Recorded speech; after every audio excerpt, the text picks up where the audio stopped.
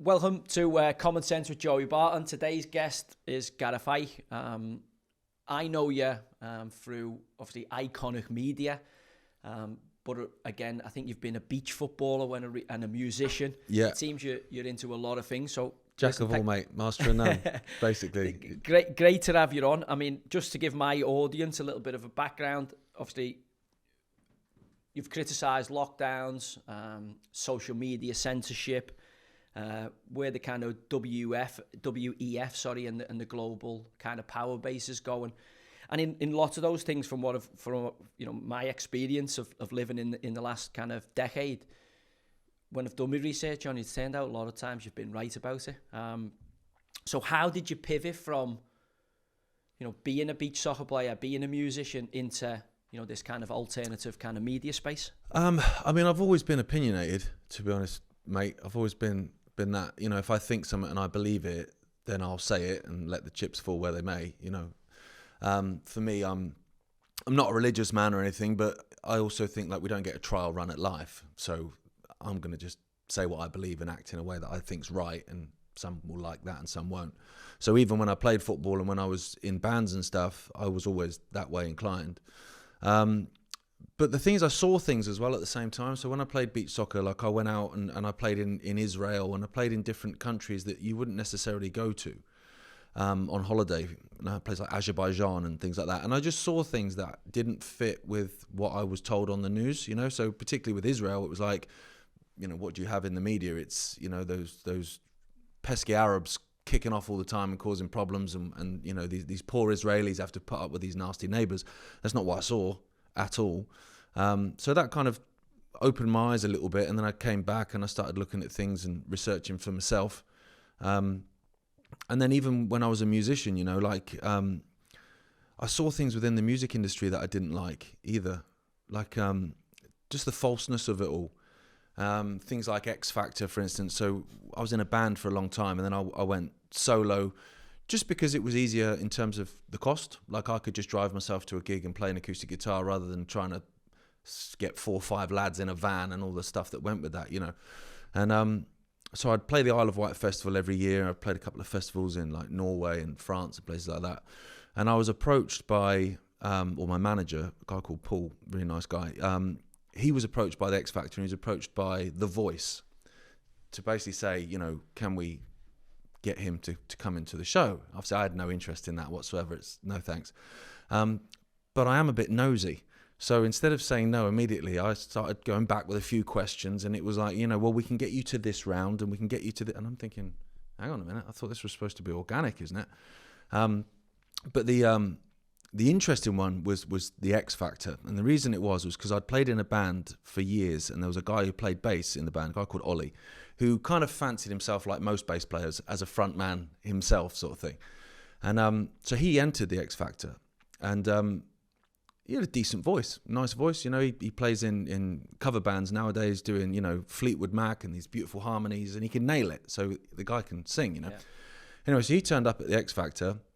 This is around the same time that I'm being asked to go on it. And he was told by 2 rounds, so you go through 2 rounds of ITV producers before you get to Simon Cowell and all that lot. So I didn't know that. So these 2 rounds of people you have to go through, they said to him, no thanks. Not good enough, thank you. So obviously he's thinking like I was, I've seen some of the stuff that goes in those early rounds. So what do you mean no? Like the guy can sing. And then he's a bit of a gobshite because he's from the Isle of Wight. So he started probing him on it, and they said basically, you're not bad enough to be funny, and you're not good enough to be the X Factor, Leona Lewis Goff, and be a superstar. You're somewhere in between, basically. So then when you watch the X Factor, and then obviously when I was asked to go on it, I'm thinking, you watch the show and you have these people that are so confused, and they try and sing in front of Simon Cowell and they can't, or whatever. They fumble over their words and stuff, and Simon Cowell sits there, big arrogant tosspot, and he's like, who on earth told you could sing? And they look shocked. And it's like, 2 rounds of your producers did, mate. So they set them up for like this Victorian freak show, essentially, so that the whole world can sit there with their takeaway dominoes and laugh at them on a Saturday night, And so I saw that kind of stuff going on within the music kind of... TV yeah, and I was like, do you know what? I love playing in bands and I love touring and I love doing gigs and stuff, but do I want to be any part of this? Not really. So I went off at that point and I did an album on my own. Me and my mate Paul, we recorded the album ourselves. We used a guy called Dan Swift who did Snow Patrol and stuff as a producer. Aqualung, I don't know if people have heard of Aqualung. They were a really cool band back in the day. We used their studios in London at like a mate's rate. And so we recorded this album ourselves because I didn't want to borrow any money off of any record label, like an advance and stuff, and then they drop you and you have to pay it back and you end up, well, you know, I've seen all these things happen to people. So we recorded the album anyway. And then what we needed was a marketing budget because we didn't have any money. So we basically got offered 150 grand, which to me was like crazy money, to market the album if I changed my name, right? So I was like naive. I went, okay, well, Ike, I-C-K-E, Icke, I get called all kinds of names. It's pretty weird spelling. Maybe that's why they want me to change my name because, well, you know, if you hear that, how are you going to go and Google it or Spotify it or whatever? Okay, fine, maybe that's what it is. All right, I'll tell you what I'll do then. I'll go with a band name, like a Badly Drawn Boy or whatever. You know, people have band names for a solo artist. So I was like, yeah, okay, that's fine. Yeah, I can do that. That's fine. I kind of felt a bit silly using my own name anyway, like whatever. And they went, okay, yeah, no, that's great. We just need you to disassociate yourself from your dad. So I went, what? And they said, yeah, we'd need you to, if we were to basically invest this money in you, you would need to disassociate yourself with your dad. And I went, well, I'm not doing that. That's not happening. So obviously I'm then in a position of like, well, I don't know where to go with this. I've got an album I've recorded with our own money. I'm skint. We've got no way of marketing it and getting it out there unless I change my name, which I'm not going to do, and associate, you know, any... Yeah, you're not in the Reg Dwight kind of... It's not as bad as Reginald Dwight, isn't it? Which is Elton John's, obviously. Oh, yeah. God, So yeah. if you've got a shit name, your name, Gareth Icke, it's not as bad as Reginald Dwight. It's not, no. I mean, Gareth's dead. Gareth's dead now. It's an old 80s name, and you don't see him anymore. For you, oh, mate, don't get me started on Southgate, jeez. But yeah, so I was like, oh, mate, you know, what do I do? And so my manager, Paul, he goes, well, I've got a contact with Max Clifford, right? And I went, okay. Now, this is obviously before all the stuff had come out about him, and he was still at the height of his fame. He was the main man at one point. He was the main man, yeah. So I went, all right. So we went and met with him. We had no intention of hiring him because I think it was about 50 grand for a month or something ridiculous. We didn't have that money. So we basically just want to have a conversation and see if there was any way we could make strides within the industry without selling out, basically. Yeah. And he was nice enough. I guess he would be because he was trying to get money. But he was basically saying, we can do this for you. We can do that for you. We can... and then the question that was asked by his assistant, she goes, have you got any skeletons in your closet? And I was like, well, no. But what do you mean? She was like, oh, no, don't worry. I'm not judging. It's just we can get rid of them. And I was like, okay. And then she said, what's your relationship status? I'm thinking, mate, I'm just like an old like acoustic musician. Like, what? And at the time I was engaged to be married. And she was like, oh, that could be a problem. And I was like, why is that a problem? She said, because we can basically get you seen with famous women coming out of clubs and coming out of bars and all this sort of stuff.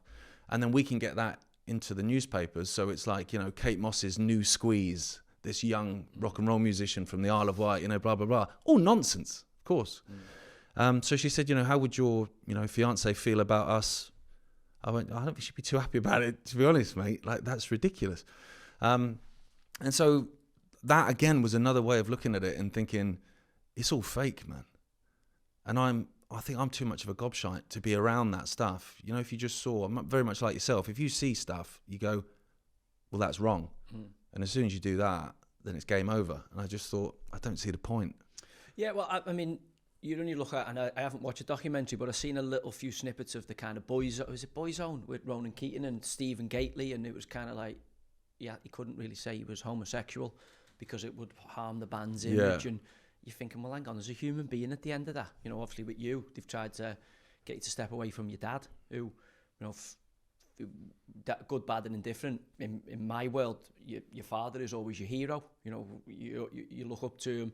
I definitely did, you know, for all his good and bad. My dad was my hero. And, you know, when people start saying to you, you know, you have to kind of backdoor your own people, you're like, no, what no for chance. Fame? For what at the end of the day? You know, because money, I've had no interest in money anyway. And, you know, you can't take it with you. But the other thing is as well, is once you've sold out your integrity, once that's gone, you can't win that back. It's not like you can go out and like in a casino and borrow some money and come back to the table. Once your integrity is gone, it's done. And that's something that I try and pride myself on. I was having a conversation with my brother about this the other day, actually, in terms of the channel. It was like, there's literally nothing that someone can come back. You know, you see it all the time with, like, say, Nigel Farage, who can come out and say stuff about the vaccine and, you know, it was bad and it was this. And then you can go, well, hang on a minute. You said you wanted Tony Blair to be vaccine czar, mate. And so you can reply saying, is this you? And it was like, actually, I don't think that we're in a position where anyone can actually, whether you like my opinions on anything or not, that you can go underneath something I say and go, oh, is this you, mate? You know, where I'm completely contradicting myself. And I think to try and be about freedom and integrity and stuff, but disassociating yourself with family members, it's just madness. Like well, I have to ask you about that. Obviously, you know, I'm not fully aware. I know a couple of people who've been to see your dad live and say, incredible show, brilliant, really enjoyed it, you know, mind opening, you know, get you thinking about things differently. But obviously, if you'd have said to me 10 years ago, you know, he was considered kind of a little bit out there, a little bit alternative, whereas I think because of what the world's been through with COVID and seeing, you know, kind of credible news sources that we were all brought up on be, you know, undermined by what had happened, certainly in the pandemic. I think COVID was, for me, a tsunami of, oh my God, everything I've kind of, you know, BBC News, for instance, that I've gone, well, can't be wrong if it's on the BBC News. All of a sudden, after what went on with that whole pandemic, you know, pandemic, scamdemic, whatever you want to call it, I've stopped believing anything. You know, I've questioned, you know, and I don't think I'm the only one. I think it's woken a lot of people up. I hate the term woke, but I think a lot of people have gone, oh my God, everything that we kind of thought was credible news sources turns out to be just a different form of propaganda. Absolutely. It was one of those things because it was like, it was, you know, it was clearly coordinated as a psychological operation. The fact that government, you know, was taking its advice from SAGE, this so-called independent advisory group, weren't independent at all because none of them ever are. But the fact they were made up of psychologists and behavioral psychologists and stuff, that was a red flag to me from the beginning. Because I remembered, because I didn't lock down, I'll be honest with you, Joey. I was like, no. So take it not vaccinated? No. I'm not. I'm not from anything either. You know, even before that, you know, it's funny. Someone is in the room, but not me. No, but my thing towards it was, you do you, hun. Yeah. You know, I wasn't one of those people that was telling people not to do stuff and, you know, take your mask off and all that stuff that I saw. If you want to wear one, fill your boots, mate. It's just let me make my decision as well, you know. Well, that's why. That's where they did it, mate. There's a few people who fell into that. Same. I've got friends the same. A couple of really intelligent people I know. One had a wedding and he couldn't get to the venue, and I was like, yeah, but you, and obviously they trusted medical, and they went, but they can't. You know, they're not trying to kill you. And I don't know. I mean, we'll get into this, but I don't think they were. I think they were just trying to make money, and maybe there was some nefarious people in the midst of it. But I think on the whole, I think people were trying to make money. You know, Pfizer, Big Pharma. I don't think they realised the ramifications of what they were getting onto. You might argue differently. I mean, with Pfizer, I mean, if you look at their so-called trial data, it had already told them it was a serious problem. I mean, for me, one of the main things, you know, if someone tries to get me to do something. In fact, I'll give you an example, actually, from when I was a musician. We were supposed to be signing this contract with this management company in London. And I'd look through it, but, you know, a lot of it's jargon. It didn't mean anything to me. And I remember saying, I'll get, because at the time my dad was still good friends with his agent that he had from when he was in TV. So I said, I'll get my dad's friend, who's an agent, and you know, he's got a lawyer in his company, to take a look through it. And I remember the guy just going, just sign it. And I went, oh, that's my way of, that I'm out of here, because the fact you've reacted like that. And so, in terms of the vaccine, you know, the way it was forced upon people with such aggression, I was like, oh, that's a red flag if ever I've seen one. Yeah, well, Bill, I was tracking America because obviously Trump was saying and doing crazy stuff, it seemed at the time, and I wasn't pro-Trump or anything at the time. I just thought he was a narcissistic maniac. Obviously, my opinion of him changed a lot since. But I remember, I think it was the New York City mayor, Bill de Blasio, was on the TV eating French fries and a burger, going, go and get that. And I was like, if this is the cure for humanity against this bubonic plague that's going to wipe everybody out that's coming from China, why do you have to incentivize people to get it? Yeah, the cheeseburger. Yeah, and I'm no virologist or, no medical professor, but I was like, from what I understood about vaccine trials, or, how something goes from a lab to mass market, there was lots of trials with either animals or humans and placebo groups, etc. And then when they were putting in, look, if anything goes wrong with this, you can't come back for us. I was like, whoa, this doesn't seem right. It's mad, mate. There's a news story. Luckily, I avoided it. Luckily. There's a news story today actually breaking in Australia. Who, I mean, they were next level horrific in terms of how much they forced their stuff on their population. But there's a kid. I say kid. He's a kid to me. He's probably mid-20s. But he'd got the jab and within a day or so died. And so his family are obviously trying to get either some compensation or some justice or whatever.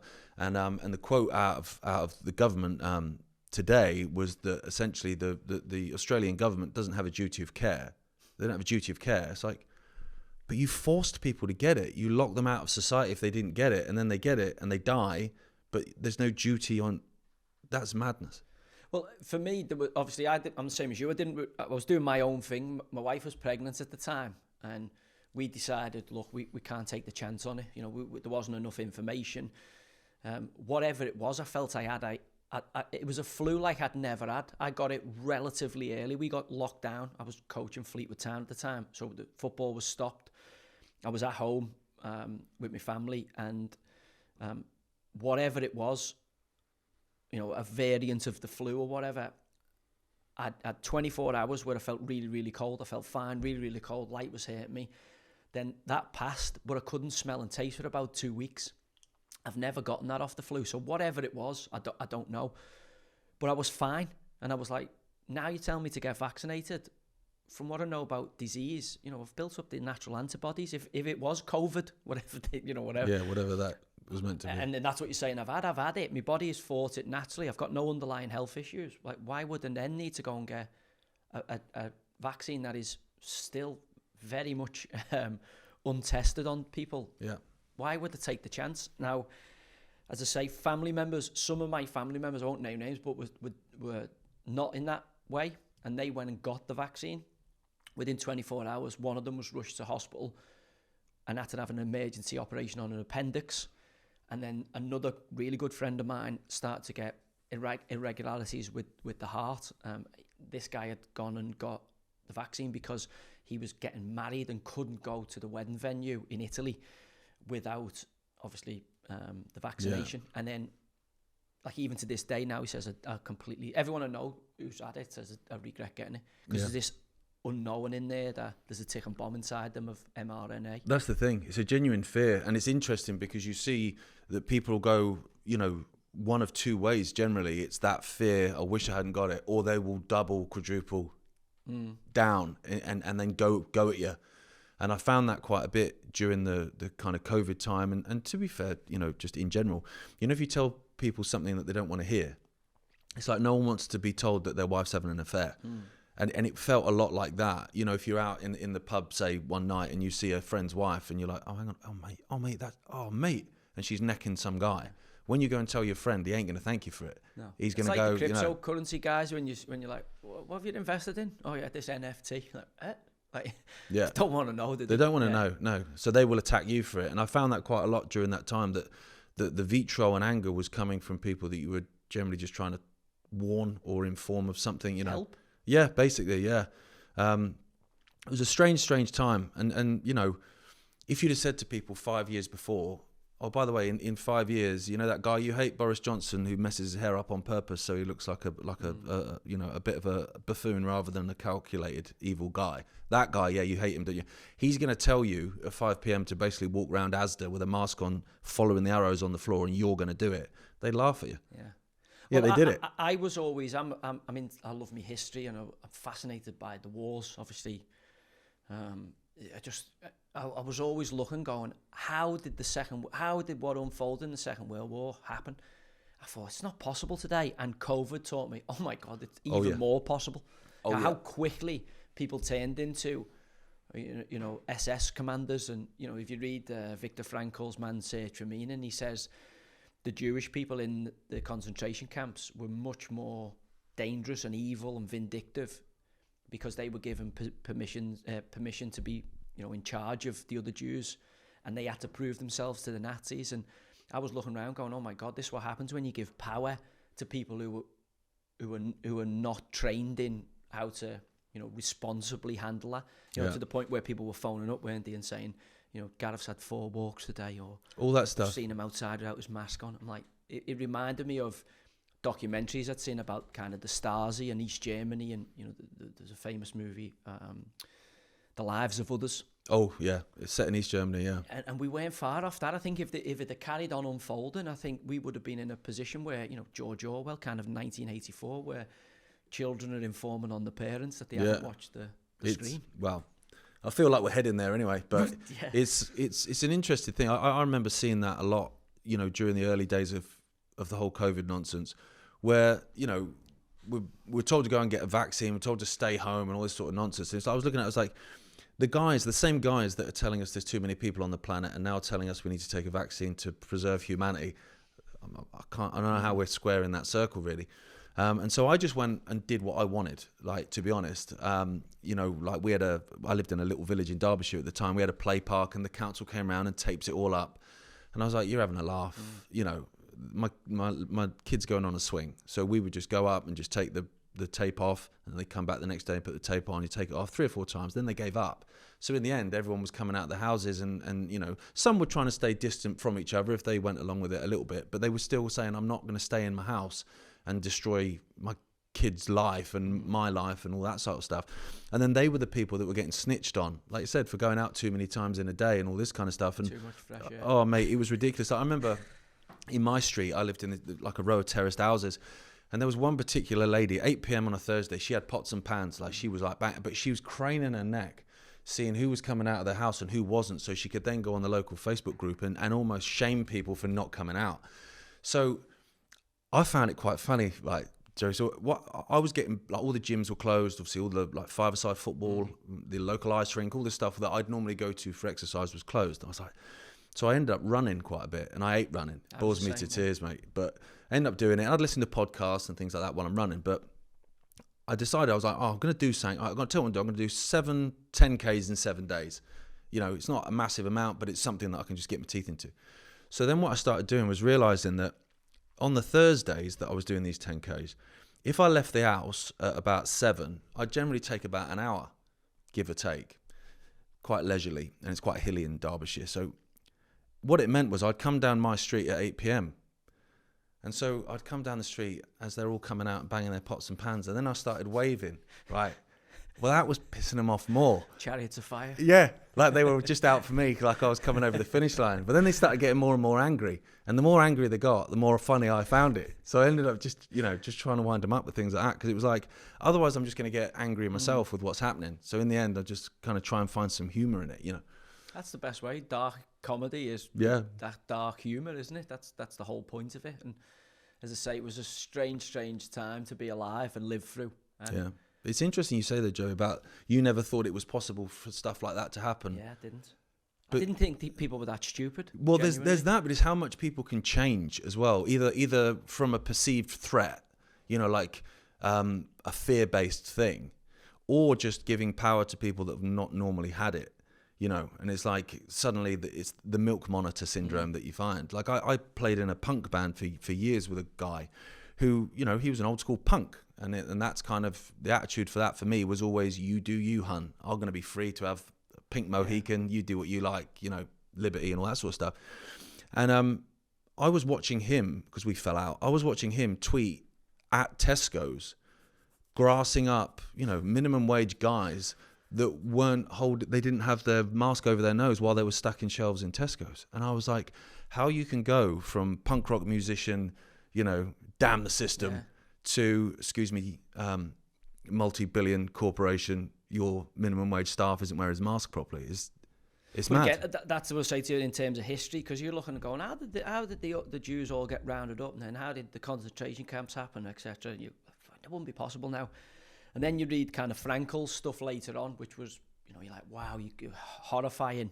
And also the reality of, the Jews given power by the Germans were way more evil than the actual SS officers. And then when you read Alexander Solzhenitsyn's book about the Gulag Archipelago, and you're like, humans are a strange bunch. But you're thinking, because of these, important markers that have been put down, that, people will be wiser now. They've got the internet to research. They can go and do their own independent, research. And yet we were very, very quickly into a situation where people lost their fucking minds. The big one for me, I always remember driving down Edge Lane in Liverpool, and there was a guy driving in his car on his own with a mask on.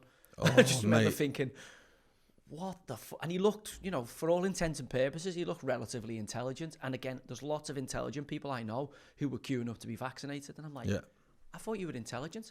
And now, even when I talk to them now, I'm like, I can't take you serious anymore. No. It is strange, I must admit, in terms of that. I mean, that one with the guy in the car on his own, I saw that a couple of times, but the one that got me was really early on. I was holding my then 2-year-old, and I was walking down the street, and this lad was walking towards me, and he was carrying a baby, like a proper, 6-month-old maybe. And he looked at me, and I thought, oh God, it's going to be one of them, because you got to walk past each other. And he stepped out into the road. He didn't even look. He just sort of stepped like that into the road. And I thought, dude, you're going to take your chances with a motor vehicle over just walking past another human being. That's some serious psychological issues. You have to give them credit for how easily they done it. Do you know what I mean? When you think about it, was it just a test of obedience? Well, potentially. I mean, they were surprised. That was the thing as well. Like, when you drive in your car and they'd have a news story and it was like, we're joined now by an expert. He's going to tell us this. And they'd go, infections are this. They're at 1 point whatever or whatever nonsense they were doing, and then they thank you. That was Dave Jones, head of psychology at Exeter University, and you're going, I don't want to hear from a psychologist. It's supposed to be a virologist, isn't it? Or it's supposed to be an epidemiologist or whatever. That would make sense if you're dealing with this, but it's not. It was always psychologist, because it was about that. The whole thing was a psychological operation, and you saw people lose their minds. They did. They lost their minds. It was very, very strange to watch. Yeah. The speed in which it happened. And then the speed in which people have tried to almost forget about it and rewrite. So your Piers Morgans of this world almost now pretending that, oh, no, I didn't do that. There's another fella whose name I can't mention who said, no, I didn't do that. And actually, we've got him recorded saying, hold people down and jab them. I can't mention him because I've got a litigation with them and a court case with him. Oh, and he will no doubt come for me if I mention his name, but he's a cunt. I know exactly what you're talking about, and I agree. And there was one interesting thing about a particular person that we don't talk about, and that someone phoned in, and they introduced them on and said, this is John or whatever from Basingstoke or wherever he was, and the person started saying things that were true about vaccine injuries and masks and lockdowns and the fact that suicides were going up and alcoholism, just facts. And this person that we don't mention said, you lied to get on air. You told our producer that you were pro-vaccine, so you've been dishonest to get on air. And it's like, well, that's not the takeaway here. The takeaway here is that he had to lie to get on air. Because if he'd have gone, well, actually, I'm phoning up to say that this is this, he wouldn't have got on air. Him, yeah. And that in itself is mad, But the TV stuff was crazy. Like, maybe 7 or 8 months into it, I don't watch BBC or any of that nonsense. Have nothing to do with all that crap. I had to take my car to the garage. So I took it into the garage, and the guy was like, he was sound. He was like, because most of them were making you wait outside and stuff. He was like, don't worry about it. He goes, just sit in there. It's fine. And he had the telly on. It was BBC News 24. And I sort of like sat back, and I was 10 minutes of this drivel while I'm waiting for him to fix whatever it was. Can't remember now. But I remember after 10 minutes going, oh, that's why everyone's mad. Like the ticker tape at the bottom with the deaths and all this kind of stuff. It was just insane. It was, and I remember thinking as well, like, if you've got to concoct within 28 days of a positive test and all these things, if you've got a deadly pathogen that's ripping through the world, you don't need to make up deaths. The pathogen will do that. And there's all the stuff in China with like the hazmat suits on, and then now you look back at it going, wow, that was a mad psychological. Yeah. But I was looking at it going, what was their end goal? Did they just, surely they knew at some point people would push back and it'd be you know, what I'm looking for, like a kind of rebellion against it. Yeah, but do you know what? There wasn't in a lot of nations, mate. In England, like, I'm not a big patriotic guy, you know, a bulldog tattoo type. I never have been. But at the same time, England was incredible in terms of the protest movement, because I was going to protests in London. I mean, granted, they started off with one man and a dog, but they swelled pretty big, you know, hundreds of thousands in the end. And I remember talking at one in Trafalgar Square, and I think it was like maybe 45,000 or something at this point. And then I went to Cardiff within a week to do one, and there was 600. Like, the difference is insane. And England really stepped up. They actually, if you track it back, it was only I was talking to someone about this the other day, who he was saying they didn't get vaccinated, and he said he had an incident with his baby the other week where the baby had the flu and overheated, and he said his lips went blue, etc., for a couple of minutes, and they had to rush him to the hospital. Anyways, turned out to be fine. He just overheated with the flu, and he said we never got vaccinated. He said, but imagine we had and the baby had, we'd have instantly thought it was that. He said, so obviously there's that factor in there as well. You know, sometimes things just go wrong with people. And we got chatting about the vaccine, and he said, did you not realise what they've done? If you remember, Liverpool, because Liverpool's seen as, it doesn't sing the national anthem, a lot of Scousers, they don't see themselves as part of the kind of British, they see themselves as almost like a republic, you know, the Scousers, mainly because of what Margaret Thatcher and previous governments have done. But if you remember, the lockdown, certain stricter protocols were put on the people of Liverpool. Yeah. And I think that was a test case to go, well, these are the most likely to rebel. And the people of Liverpool lapped it up and were like sheep. You know, they went along with it. Not all, but most. And I think that was a test case for them to go, well, if these fuckers will have it, it's not a bad the rest of the country will follow suit, because these are the most rebellious of all the provinces. Yeah. And when I look back at it now, I go, that's exactly what they were doing. It was just a test bed to see, if we get these in line, everybody else will fall like dominoes. Yeah. Well, they did the same in Leicester. And I remember, because I don't live a million miles away from Leicester. My dad was born there. My sister was born there. I've still got family there. And they were almost locked down, almost for the entirety of this, you know, tier 4, whatever the nonsense was.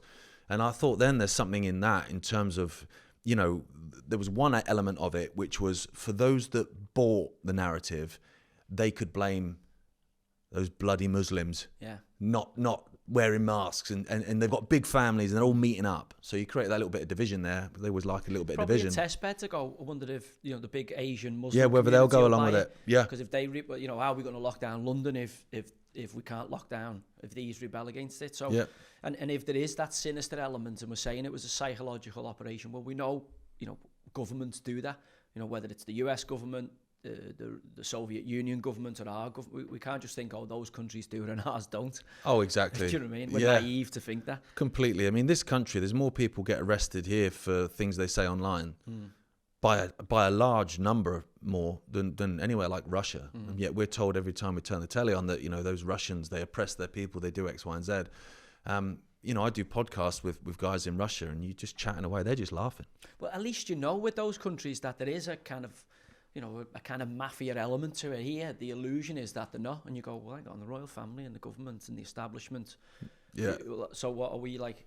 Completely immune to what goes on in the rest of the world.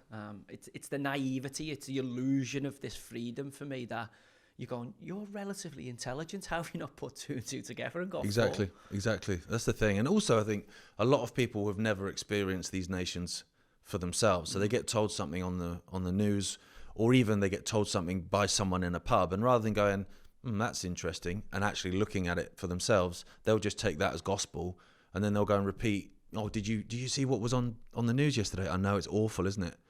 And suddenly that's everywhere, and then everyone is of the opinion that this has happened and it's awful, isn't it? And it's like, yeah, but it's bollocks. And if you looked into it for 30 seconds, you'd realise it's nonsense. But people don't, and people don't read beyond the headline. I'll tell you a great example of that, actually. This was in Reuters. So Kary Mullis, who's the guy, because it's related to COVID, he's the guy that invented the PCR test, right? Now, he said that basically the PCR test is essentially a kind of it shouldn't be used to diagnose illness, basically. It's a way to find out certain things, but it's not the be-all and end-all. And actually, if you amplify it above, I think it was above 23 cycles or whatever, you can basically find anything in anything. Simple as that. Now, the NHS was using 60 plus at sometimes, mostly 45, but either way. cycles of amplification. Well, you can find positivity in anything. And that's why the guy in Tanzania, the guy that ended up dying of COVID, he was testing Coca-Cola, he was testing oil, like motor oil and all these things, and they were all coming up as positive, because if you amplify it enough, you know. Anyway, well, we lived through that in terms of when football restarted again, we had to finish our season under the PCR test. So obviously, we had a load of lads coming in, all mad stringent rules and regulations. And there was lads who we had to send home who were failing the PCR test, and we're like, I've actually got... And there was other lads who weren't well, who were passing them. Yeah. It was just bizarre. It's just ridiculous. But he said, Carrie Mullis, he said he only died in November as the COVID kicked off after that. So, I mean, you know, put your tinfoil hat on and think something about that. I don't know. But he basically said this, that, you know, you can basically find anything in anything and it shouldn't be used as a diagnostic tool. That's not what it's designed to do, basically. And he's the guy who won a Nobel Prize for designing it.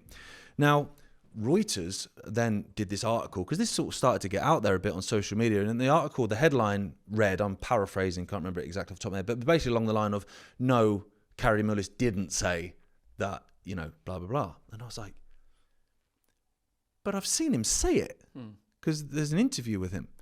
And so I thought, I'm going to read the article, bearing in mind most people will just take the headline. So I started reading the article. You get a few paragraphs in, and it says, the claim online was that he'd written this in his book.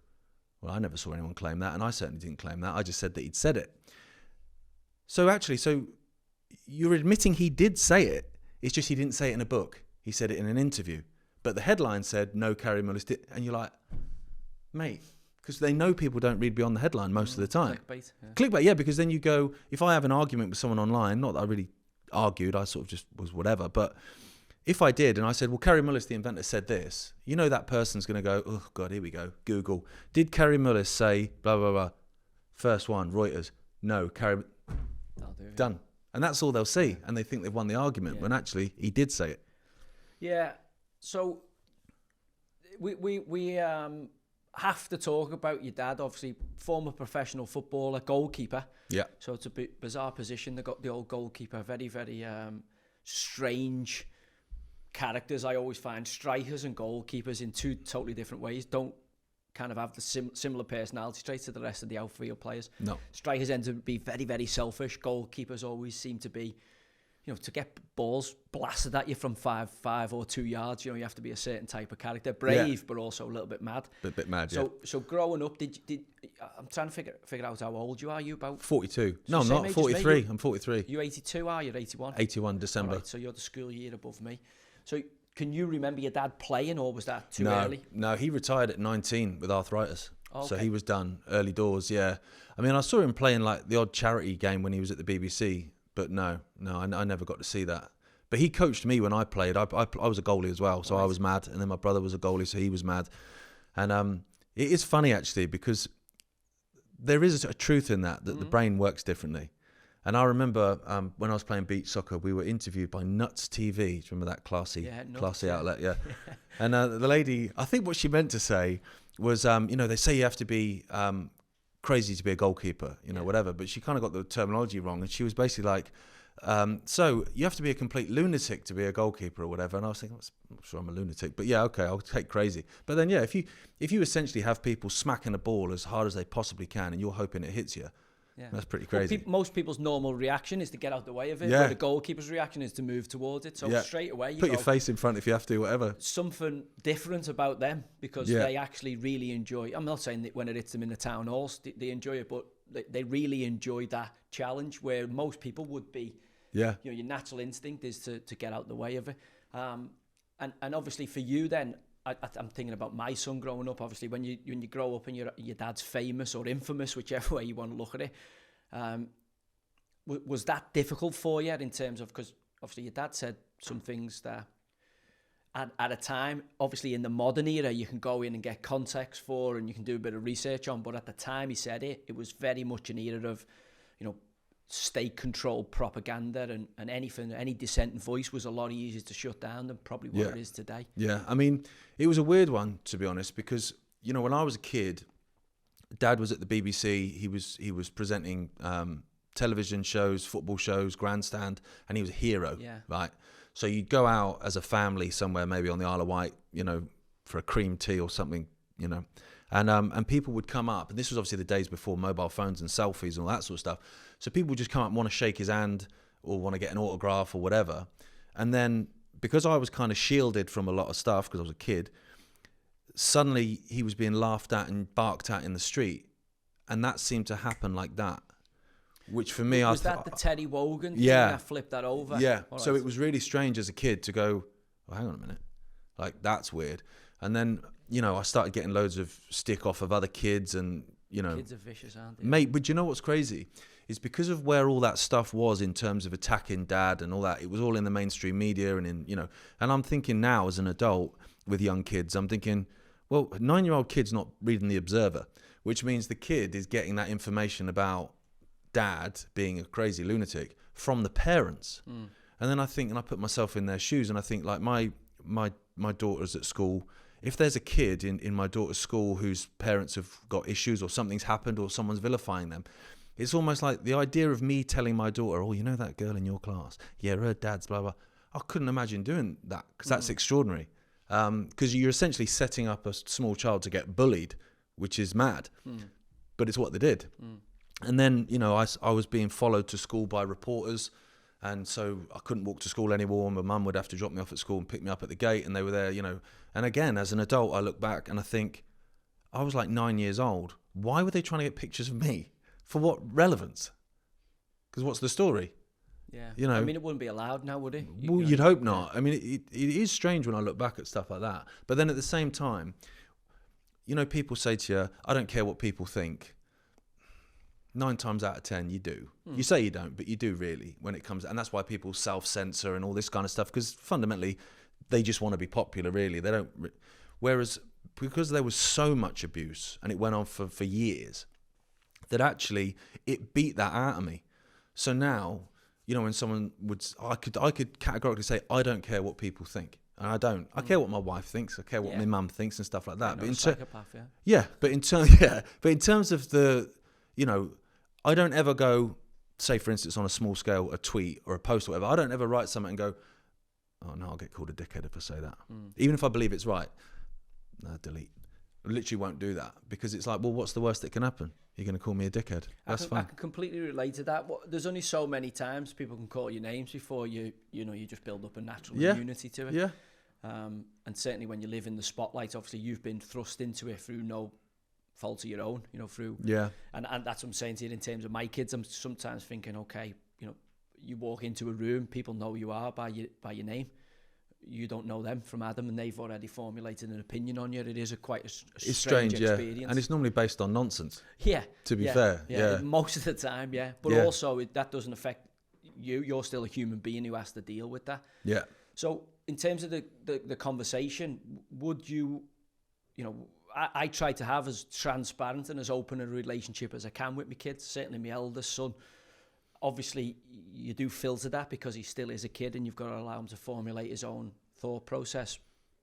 Did you live through, you know, questioning your dad, like, what is this? Why is this happening? And what was the kind of dinner conversation about? I was always taught to question everything, literally everything, and formulate an opinion based on evidence of either my own experience or what I've read or whatever. And that was the same for what Dad was saying, you know, and he's always said that in his speeches as well, you know, like, don't just believe what I'm telling you just because I'm saying it. Go away and research it and whatever. And so we were always raised like that. And I try and raise, I mean, I've got a 3-year-old and a 6-year-old, so they're just little kids, you know.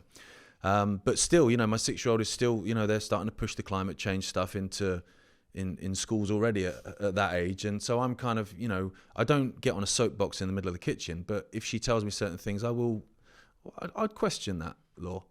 Have you thought about this or have you thought about that? So I'm not forcing my opinions, but I'm almost just trying to, you know, where school is essentially trying to close minds. Can I just kind of just grab that open a little bit, you know? Yeah, well, they want you to push buttons and work in the industrial factories, and it's still a system that was built to 100%. Train obedient people to push buttons, really. Yeah, just enough education to perform, basically. Literally. That's it. And when I think about that, I'm looking at it going like, obviously, everyone loves the dad's the hero. When you're growing up, did you kind of ever feel kind of trapped by your dad's legacy? It's like feeling it's necessary to defend him because he's your dad and you love him and he's not in that sense. I mean, I would always defend someone against something that I believe to be wrong, or if there's an injustice or whatever, whether he's my dad or not. There was a little bit for me that I kind of, because when I started to play football, it was like, oh, you're a chip off the old block, and then I became an ice hockey player, but that's still a sport, so you're still a chip off the old block. And then when I became a musician, well, you perform on a stage, he's on a stage, you're a chip off. And in the end, it was like, oh, mate, can I be me for like 5 minutes? And so that was what was so interesting with the whole COVID time, was actually that sort of happened. Like, I came out and spoke out, and suddenly people were seeing me as, maybe because I'm older now, I'm not a kid, you know, but they were seeing you as an individual as opposed to just a bolt on. Although I got called Baby Icke today on Twitter, so maybe it's still there in a little bit. But I got to be myself again, and I think that's important. And I think the same with that's how I look at my kids. I want them to not be a bolt on of, oh, that's Gareth's daughter. No, her name's Alora and her name's Ophelia, and they are their own characters. Well, you kind of get that. You see that in footballing circles, whether your dad's played, you're always compared to your dad. Like Frank Lampard and the Red Nat, etc. And again, in military terms, sometimes people who've come from military families end up being in the military. It's kind of like almost like a family tradition. And then you do get people who completely break away and go, 90 degrees in the opposite direction, or 180 degrees. Yeah. So suppose everyone's different on that. Yeah. All I remember, Gareth, is when I take the big takeouts, and just based on some of the research I've done myself in terms of history. Is the famous thing of your dad saying, obviously, the reptiles and or whatever it was, you might qualify that for me. When, that outlandish statement, but I always thought, he doesn't really mean that. And I didn't know what he meant. I haven't. Oh, no, he does, though. I know. What I thought it meant was about these kind of royal bloodlines that, they talk about being blue-blooded, and they would, the royal families of every kind of major monarchy in Europe would, breed with cousins and breed with other royal families. I always thought it was about, this bloodline. And then I watched a program that was saying, they were talking about the Holy Grail, and maybe the Holy Grail isn't an actual object. It is, a bloodline that they're trying to protect. And when I heard, that statement, without doing loads of research, I thought, it doesn't necessarily mean they were like lizards or reptiles or whatever. I thought it was to do with the bloodline and where that had come from historically. Yeah, well, the bloodline is part of that, in the sense that his belief is that essentially we've been ruled, for want of a better term, by something that isn't of this world, basically by a force that isn't, what you'd call Dave down the bingo hall. That works through these bloodlines, that they interbreed with each other as they do, to preserve those bloodlines as pure bloods and all that kind of stuff. But what's interesting is, well, two things. First of all, people became obsessed that he meant Jews when he said that. It's code for Jews. And I'd hear that off people all the time. They say, yeah, but he don't mean that. And I'm like, mate, can I just stop you there? If you'd met my dad for 5 minutes, if he meant Jews, he'd say Jews. This is a guy that doesn't care what people think of him. He will literally say it. He's not saying it because it's not what he means. He's being literal. People are starting to come around to that now and go, oh, actually, I know he actually is being literal. And I think also after the last few years of craziness, there's more and more people now going, well, I didn't think I'd be following arrows around Tesco, and I did. So, is there more truth to this? And I think also the more you see in terms of these ruling elites, I hate the word elites because that sort of makes them sound like they're better than us, and I don't believe they are. But it's an anti-human agenda. Everything they're pushing is anti-humanity. So therefore, the idea that the people behind it might not be human is something that, most people still have an issue with. They're like, I can't get my head around that. That sounds mad. Which is funny in a lot of instances, because religion has kind of made a huge comeback nowadays. I don't know if you've noticed that. Yeah, suddenly it's mainstream again, and it's like, this guy's mad because he's saying this, but you're saying Jesus walked on water and did this and then went off to his sky daddy and sat on a cloud, and that's fine, and it is fine for you to believe that, of course it is.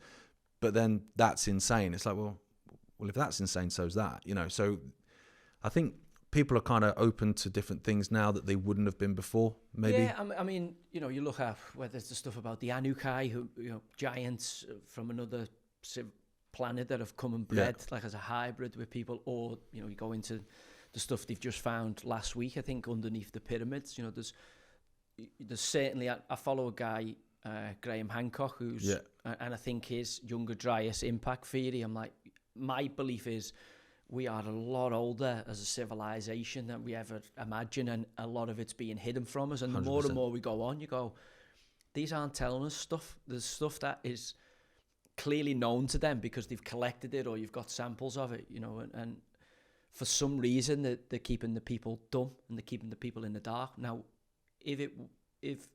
why would you do that if everything was above board? And exactly, you know, why would you do that to people over a prolonged period? It's about control. I think everything is about control fundamentally. Controlling the food supply, for instance, by destroying farmland, by building ridiculous solar panels on it and destroying farmers, all that kind of stuff. You create food scarcity, which creates dependence and therefore control. You know, through COVID, you destroyed people's livelihoods, small businesses, even medium and large sized businesses that weren't part of the huge corporations you destroyed. So you create, again, a dependency, which is why they're trying to push this universal basic income all the time as like a good thing, because it means that you can't fall into poverty. It's like, yeah, but it will come with caveats, and that's that you do as you're told, otherwise you don't get it. The Chinese credit score. Exactly, all of this stuff. And like, but you talk about the social credit system, people go, oh, here he goes, bloody Icke's off on one again. And you're like, but what I'm telling you is coming that you think's mad is already in place in China. And the position, while we're sat here now, there's literally millions of Chinese people that aren't allowed to take a train or an aeroplane because of their social credit score is so low, whether it be for things they've said online, whether it be because they got caught jaywalking or whatever, or they've not paid back a credit card bill. There's lots of different things that can make you fall below that threshold. And they look at you like, what? And you're like... Well, you only have to look at London with the ULEZ system. You know, do you think they're just going to keep it in London? It's going to end up everywhere. It's already all over the place. And also, it's not just about cars. It's expanding this thing. And this was the thing I remember saying at the time when they were going, oh, they spaffed billions on track and trace. What a waste of money that was. I was like, mate. They built a system.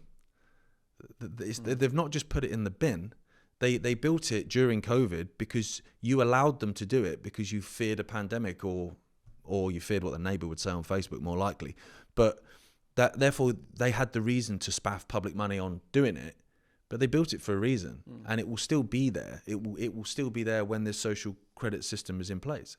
That's why, like, you know, facial recognition cameras have just been put in Croydon because you create. I mean, my dad says it all the time, but it's a problem, reaction, solution. So you create a problem, and then the people demand the solution, but the solution is what you had, you know, like Blue Peter. Here's one I made earlier, sort of thing.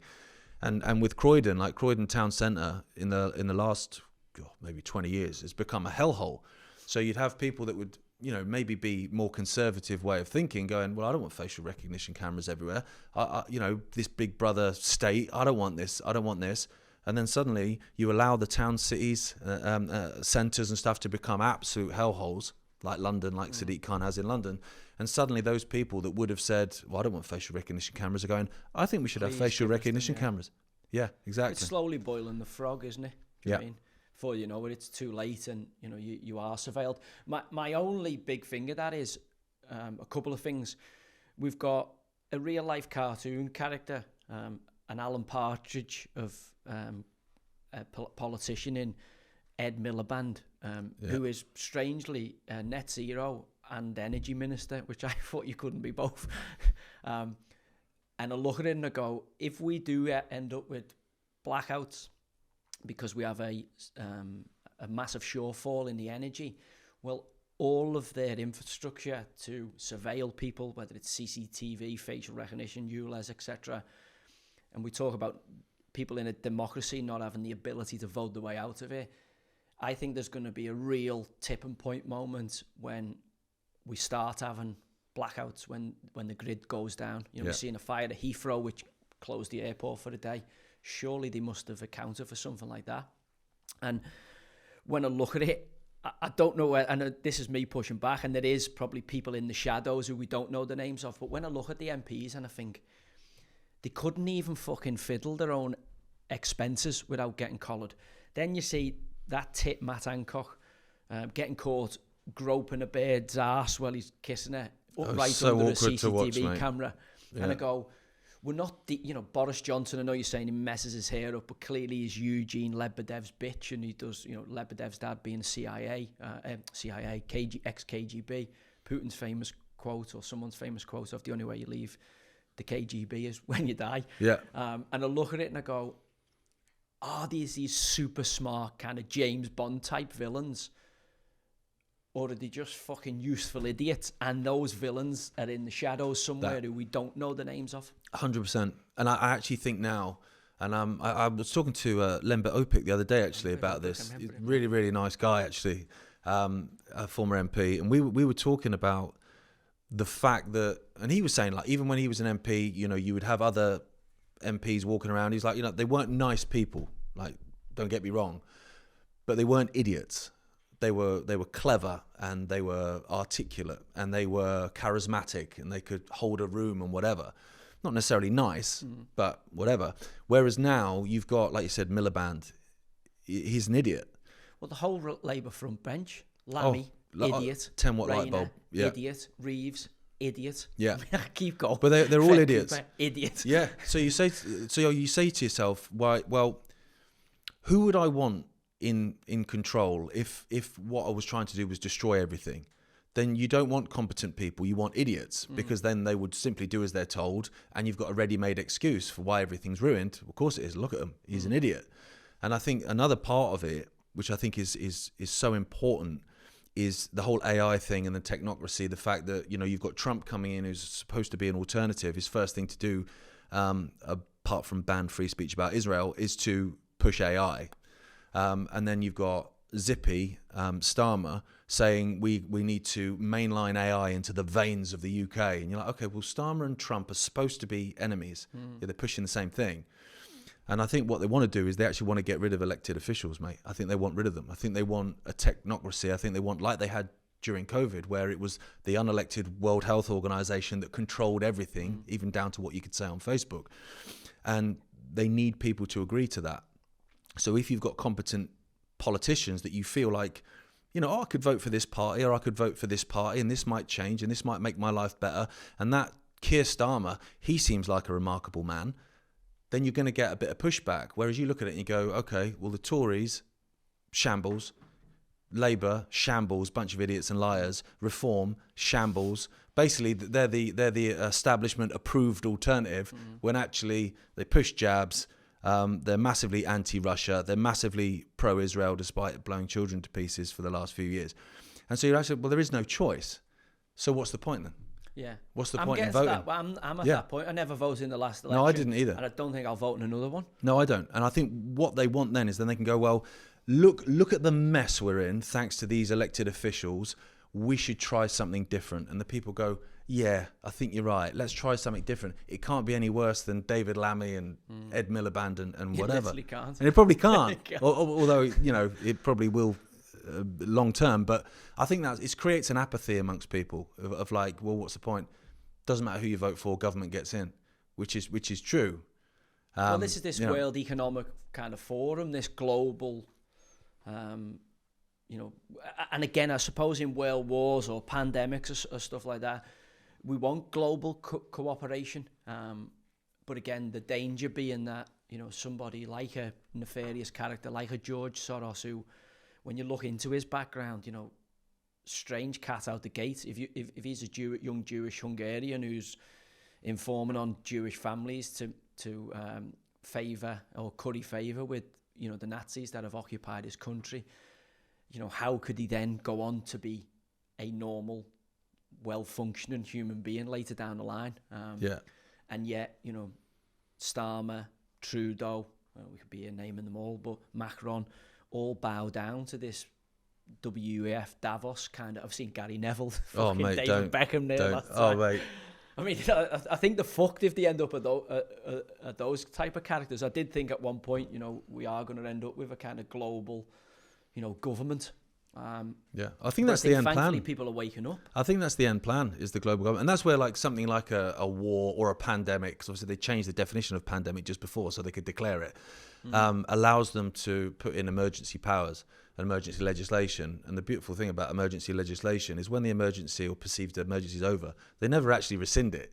Do you know what I mean? Yeah, things well, always again, stay in place. You talk a lot about and been right on media and kind of censorship. And when I think about that, when I think about watching the Twin Towers go down in America, and all the legislation that was passed, which ultimately led to, everyone thought, oh no, the government won't do that; they'll only use it for good. And then we seen, Oliver Stone's stuff with Edward Snowden, and the NSA and the Patriot Act, and obviously the surveillance not only of perceived enemies, but of their own people.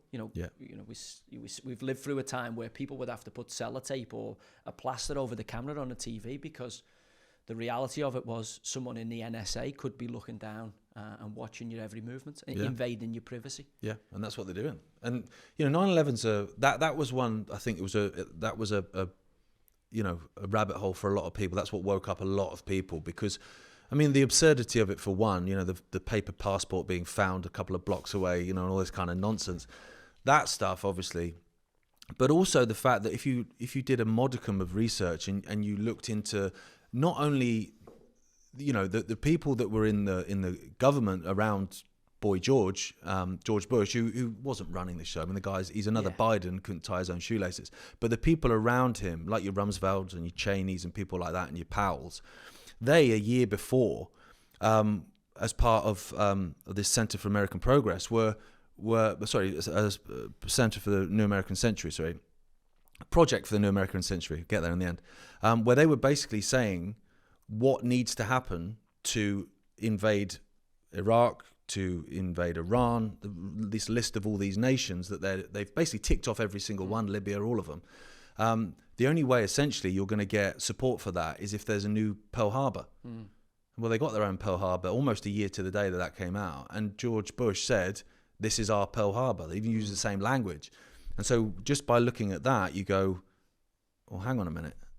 I'm not sure the official story's true because, these same people then told us there were weapons of mass destruction so we could go into Iraq, and there weren't. Yeah. Well, we've got people who've got big podcasts in the UK who are always wrong, even though it's a political podcast. They stake their reputation on it. Yeah. Who are wrong on it, who've, when questioned on Dr. David Kelly, who was, obviously disappeared. Yeah. And when questioned on the supposed weapons of mass destruction as the precursor for us to go and invade Iraq, and now, sticking their head in the sand almost like it hasn't happened, similar to what we said about the government shills and the big voices who pushed vaccines and stuff in recent memory. The documentary for me that I watched, and how real it or not it is, it was on YouTube, was obviously Loose Change, which was really made me question it. And then, when you think about it, George Bush, when I'm born 82, so the first war I can remember was the first Iraq war, obviously Sarajevo and the conflict in the Balkans afterwards.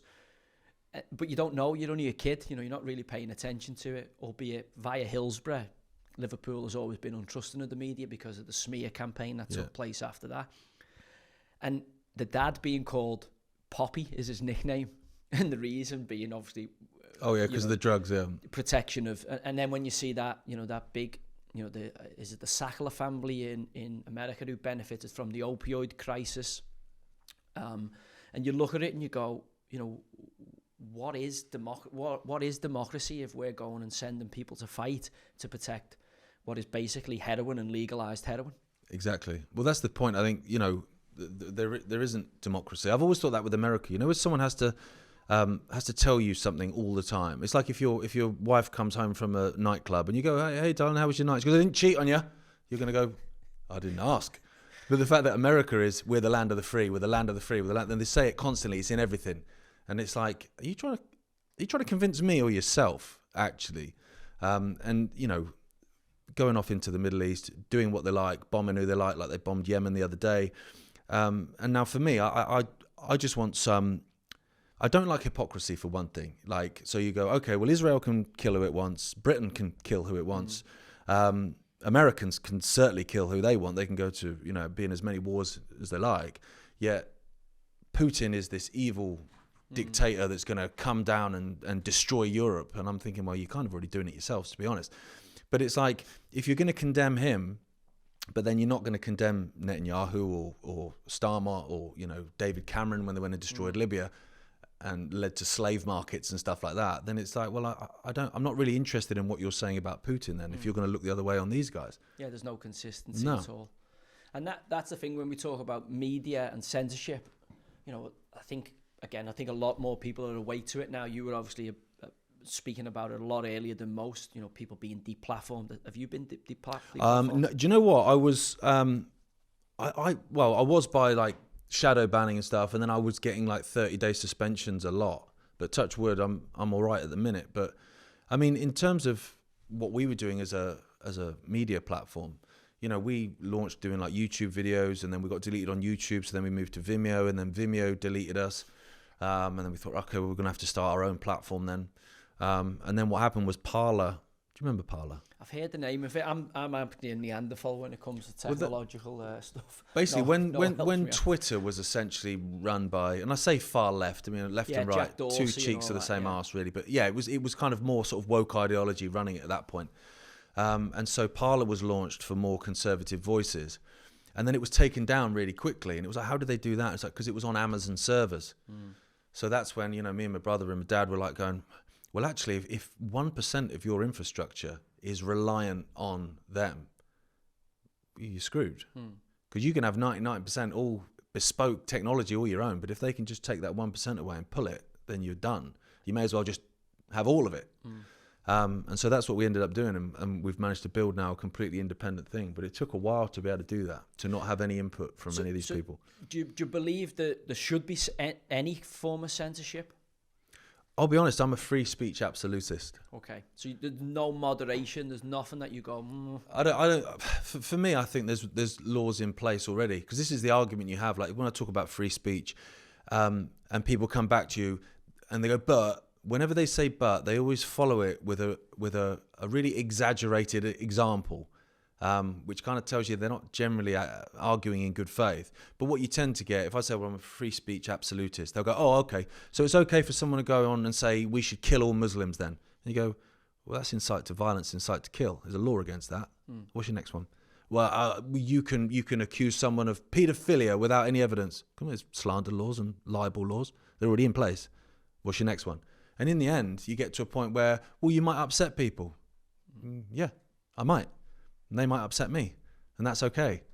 But it's the only discourse and the back and forth and upsetting people, unfortunately, is sometimes the only way you make progress. Yeah. Otherwise, we are absolutely sheep who are just controlled by, whoever's in charge of public policy. Yeah. But what I find funny as well is those that are most concerned about free speech in terms of people's ability to say things that are offensive or that will upset are the most aggressive when they're having a go at you for your beliefs. So you're worried that I'm going to say something that's going to offend people. And I don't purposely try and offend people. I'm not one of those guys that goes, engagement farming or trolling. If I say something, it's because I believe it, whether you can disagree, that's fine. But the fact that if I say something you disagree with, you can go at me. You can call me all sorts of names and say whatever you like aggressively. That's fine. But your concern is that free speech will mean people can get upset and offended. But you were fine calling me a dick. Do you know what I mean? Yeah, you're not worried about offending me. Exactly. Yeah. And that's the thing. And I remember that. I mean, he's ended up blocking me because we disagree on lots of stuff. But the Jordan Peterson thing with Kathy Newman, I thought that was really good in the fact that she was saying, yeah, but it might offend people. And he was like, but you've not worried about offending me during this.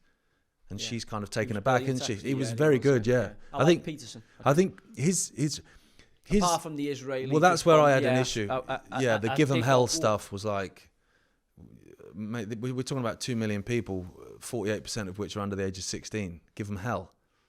Yeah, I'm not sure about that, mate. I really like Jordan until that. I mean, I still like him. We all make mistakes, and it'd be interesting to have a chat with him about that. Yeah. But that was the one I was like, wow, I didn't expect that from a guy who I really respected up until that point. In terms of the behavioural mind that we all have, and how we interpret the world. But that was a big wow. Like, okay. Yeah, there was lots of wows in the last couple of years related to that. I found October 7th split the freedom movement pretty much down the middle from what I could see, which was crazy because, you know, around 2021, particularly around the March and the April, when the real protests really swelled in London, we're talking hundreds of thousands, I was looking around, and I know my dad was the same, and you're looking at, we'd gone from far-right rally, because they couldn't get away with saying that anymore, because it's like you're looking at the photo of a far-right rally, it's like, well, I can see 2 ear jabs there. It's not a great far-right rally. It's not going to wash. No, and so they stopped saying that after a while, and so cool, still called you COVID idiots and granny killers and all that kind of stuff, but there was a real unity, and I was looking around the streets of London, and it was all different creeds and colours and religions and backgrounds that, you know, would probably be arguing normally, but they'd actually gone, do you know what, this is bigger than us and our beef. I actually think they're probably trying to divide us anyway. Let's fight together. And we did. And, you know, I don't think there's a mistake or a coincidence, with the fact that England's protest movement was so big compared to Scotland and Wales and Ireland, and our restrictions were lifted months and months before theirs. I think there's a direct correlation between that. And then October 7th happened, and it just seemed to just split the movement down the middle, where everyone was suddenly happy to be divided again and start blaming Muslims for everything that's ever happened bad in the world. And it was really strange, because I was looking at people that I knew had been shutting down vaccine centres. They'd literally been surrounding vaccine centres where they were vaccinating kids and shutting them down to stop kids being vaccinated, because they were trying to preserve the lives of these kids getting these deadly jabs and stuff, which is a moral crusade to do that, were then suddenly absolutely fine with kids being blown to pieces in Gaza. And I couldn't square that circle, because to me, you know, when I say all lives matter, even though it's apparently a racist term now to say that, but when I say all lives matter, I mean it. And that goes for a kid being taken to a vaccine centre in Devon, and a kid in Rafah. Do you know what I mean? Like, they're both sacred to me. All life is sacred. It's a kid. It's a kid. Yeah. So to see people not care about that one, but care about that one, is quite disheartening. I've struggled with that. Yeah, I mean, the vaccine stuff, the kind of anti-Fauci stuff, Dr. Fauci was front and centre pretty much of the American response to COVID. And I haven't read the book. A friend of mine started reading it and said, whatever you do, don't read that. The book that Robert Kennedy's written about, you know, and hasn't been sued by Fauci, which makes some incredibly bad claims for him. You know, they were experimenting on kids who were in foster care, etc., etc. But people do their own research on that. I mean, pal who started reading it said, whatever you do, don't read that. It's that dark, where your minds are at the minute. You know, just don't even pollute it with that, because you will not believe what you. Fauci's a dark man, mate. He's a dark man. It was he goes way Biden back to give him a pardon. I know. He goes way back, Fauci as well. But like, he became a household name after the COVID stuff. But way before that, like Carrie Mullis, who I was talking about earlier, that created the PCR test, he freaking hated Fauci. And if you go on YouTube, you can still find, like, there's some there. A lot of them were deleted, but there's still some there, interviews with him where he's tearing into Fauci about the HIV stuff. He's the doctor in what's the one with Matthew McConaughey in Dallas Buyers Club. It's based on Fauci. Is it really? Yeah. I've not seen that. Remember, he starved himself and he played the character. Got you. It's a great film, but it's based on Fauci, and obviously there's a lot of people who've got a lot of bad feeling towards him about the AIDS epidemic. Well, the AIDS thing's crazy. If you look at for instance, there's lots of. Carrie Mullis was of the opinion that there's no evidence that HIV causes AIDS. Basically, he put his whole career on the line, saying that there's no evidence for that. Obviously, the PCR test was what was used to diagnose HIV as well. And he's saying there was no way that anyone could prove that one caused the other, right? Which was quite a big statement to make. He got lots of vitriol for it. But his theory, and a lot of people's theories, was actually the drugs that they were making a freaking fortune off, that were suppressing the immune system and affecting the immune system. And an example that I look at surrounding that is, you think around about the early 90s, early to mid 90s. Do you remember when Freddie Mercury got AIDS? Yep. Well, it was around a similar time that Magic Johnson got AIDS, right? Now, they both started taking the medication they were told to take. It made Magic Johnson ill. And so he said balls to this, and he came off it. And you look at Magic Johnson now, and you look at Freddie Mercury. One died very, very quickly. One is now, I think he still owns an NBA team. Yeah, it's going strong. Yeah, and so that you look at and you go, oh, maybe there's something in that then. Well, knowing what we know today, just looking back in recent history, you wouldn't doubt it for a second. Maybe when it was happening, you'd be still in the, you believed in medicine, you believed they were trying to do the right thing. Now you go, they've probably just made maximum profit and not give a shit what it's done to anybody. Yeah. The dirty homosexuals who've fucked them. Yeah. That seems to have been, we'll make money out of them while they're here, and then yeah, exactly. Once they're gone, who cares? I think the thing that people struggle with, less so now after the COVID thing, because that opened so many people's eyes to stuff. But what's always been a comeback that I've had when I've said things, whether it be about 9/11 or October 7th, there's a lot more to know about that in terms of how these people were allowed to come over the border and stuff. But is they wouldn't do that. Like America wouldn't do an inside job along with other governments to allow 9/11. They wouldn't do that.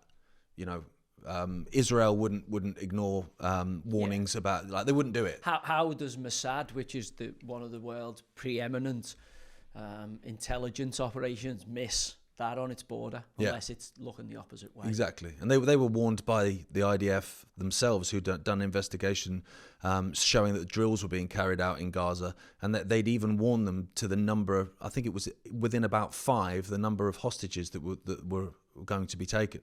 And then you had the Egyptians warned them, the Americans warned them, but they took their soldiers off the border.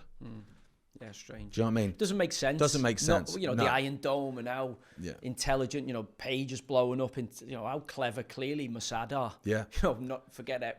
Hopefully we get into Epstein, etc. Yeah. But I'm shocked that one of the world's, as I say, preeminent intelligence agencies misses something. Exactly. But people's attitude towards it, and I remember as soon as it happened, you had border guards coming out saying, hang on a minute, I worked that border for 5 years and I knew if there was a cockroach near it, there's no way. And there's a lot of protests in Israel at the moment of people that don't trust it. What people were missing here, there was massive protests against Netanyahu just before all that kicked off. Yeah, exactly. People were on the streets in Israel. They are often wanting Netanyahu gone. Yeah. And obviously now, he has a war every single time he's being investigated for something, Netanyahu. He's pretty clever at doing that.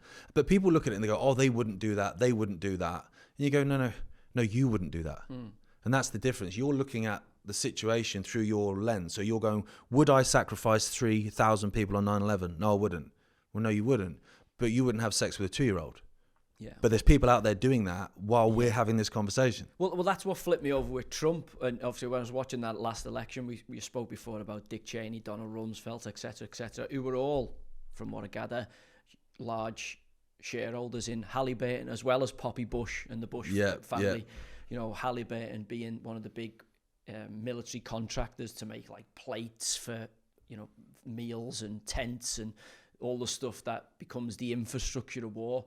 And then obviously once they leave office, they relax back into the hundreds of millions that they've made via, starting these wars in foreign lands and then enriching themselves and the cronies from it. Yeah. I look at kind of Starmer as a WEF puppy. He has actually been on record saying, what do you prefer, Westminster or Davos?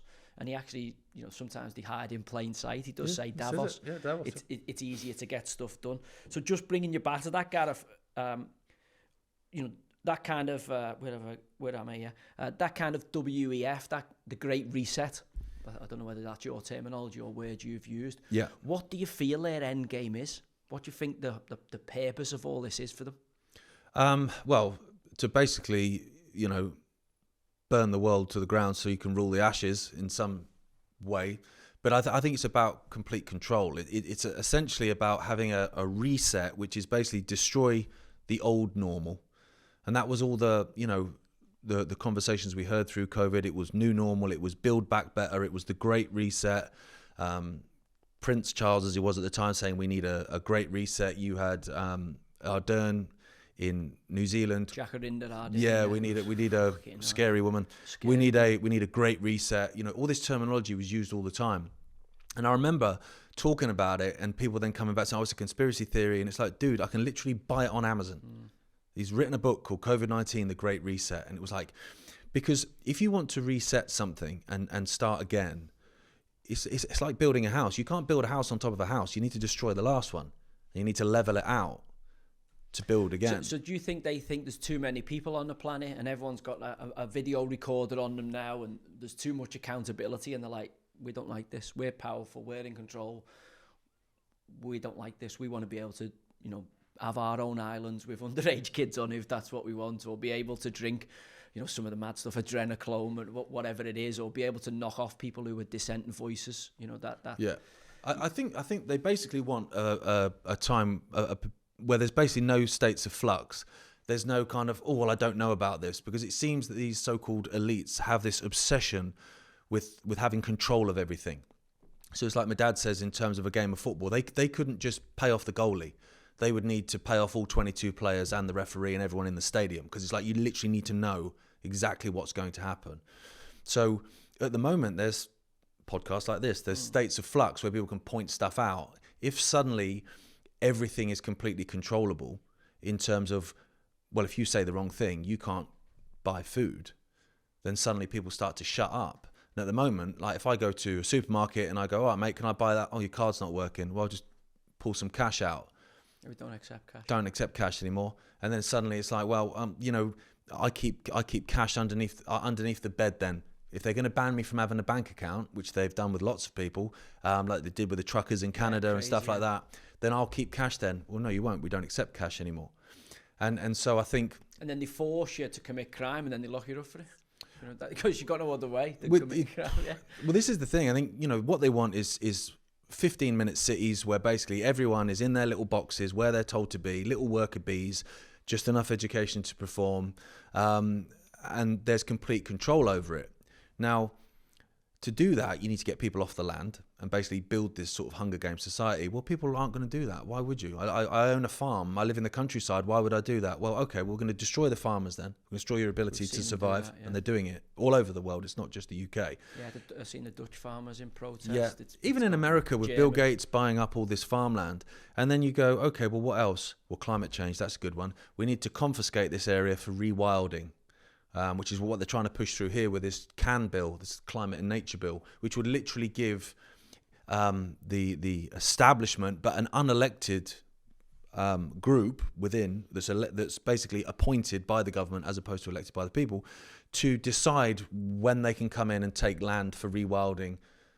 And it's like, well, okay, so what you're passing is that you can basically just steal land off people then, all because of climate change, cow farts changing the weather, and all this nonsense. Yeah. It's madness. There's a moth in this field we need to protect. And well, there's that. Yeah, there's that as well. Yeah, and it's about getting people off the land either by destroying them financially so they can't survive on the land, which obviously with inheritance tax and subsidies being pulled and all that kind of stuff they're doing.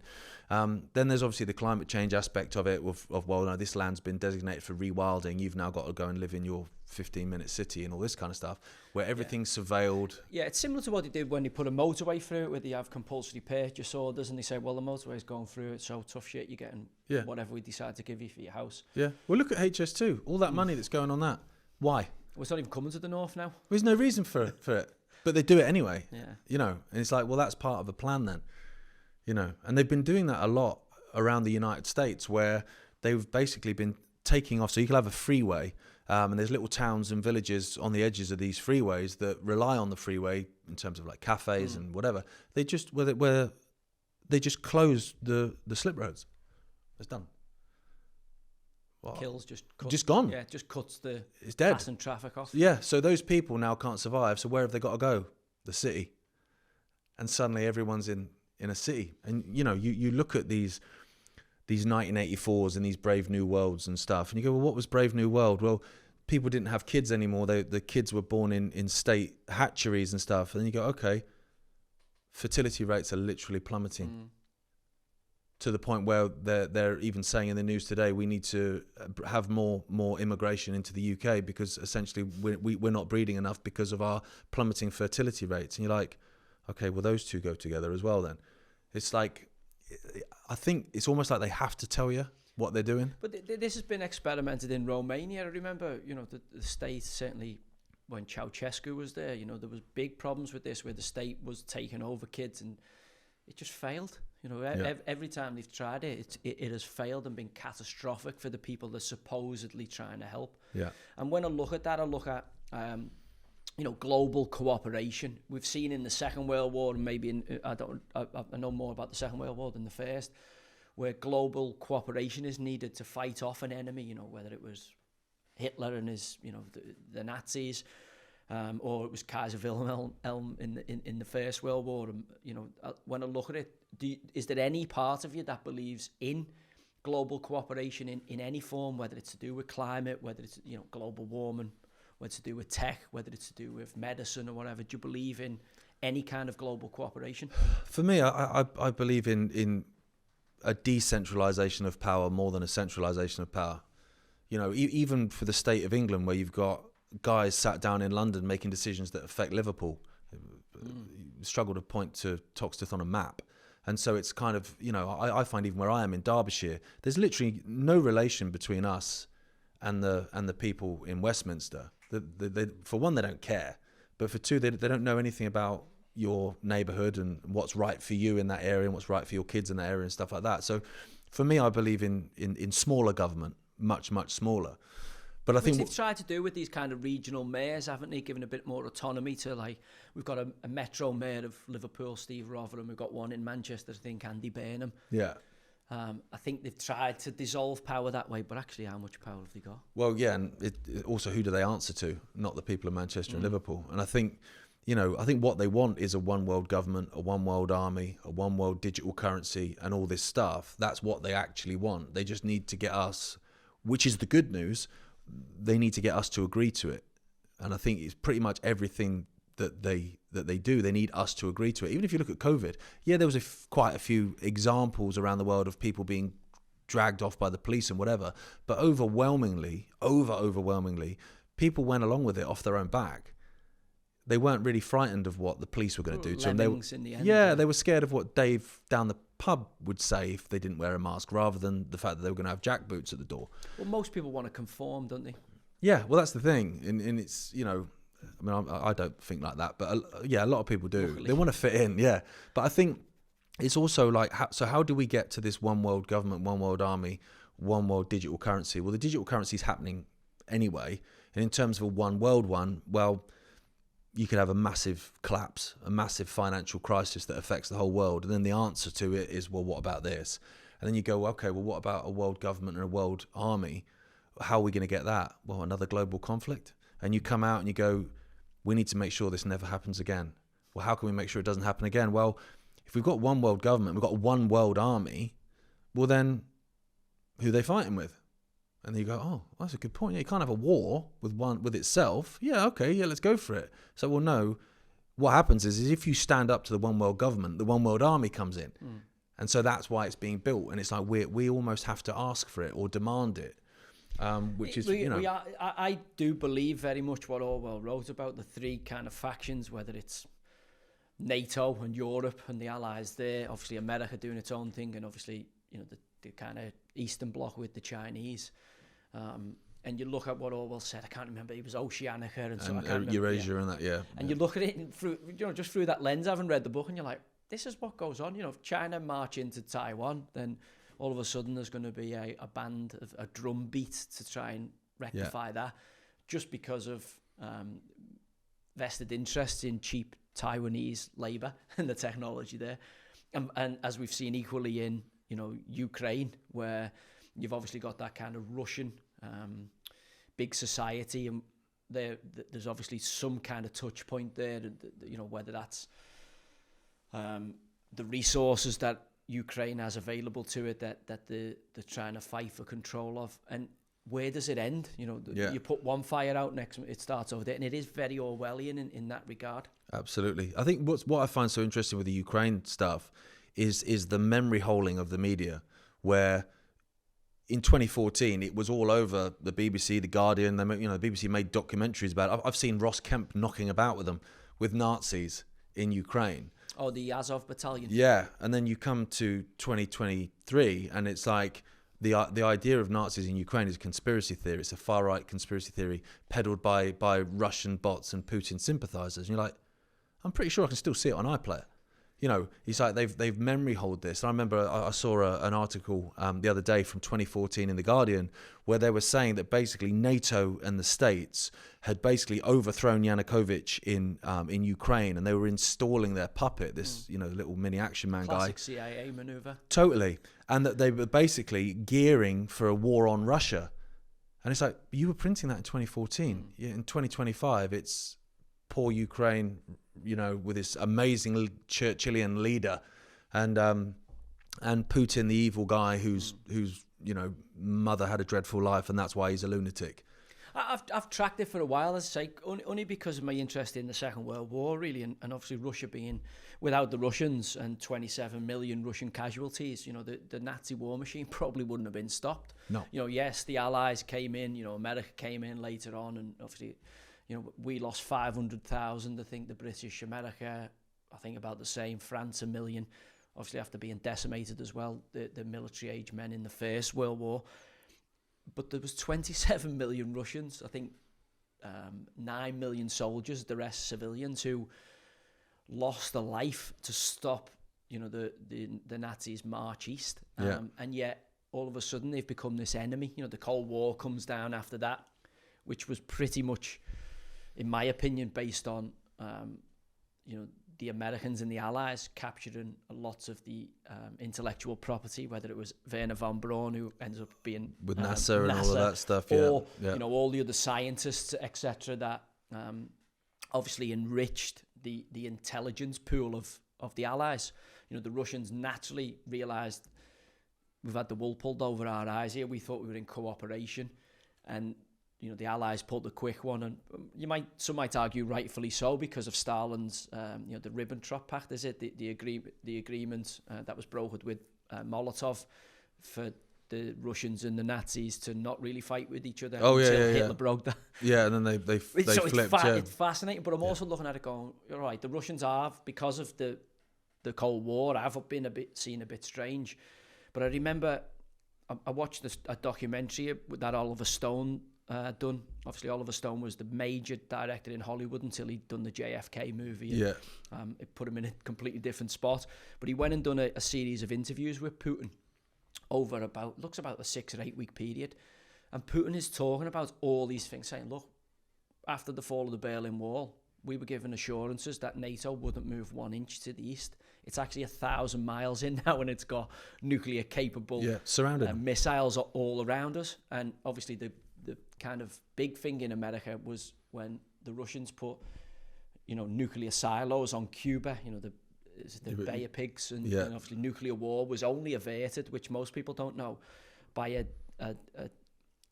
what do you call it, a disordinate, what is it, if someone disobeys a command, what would it be called in military terms?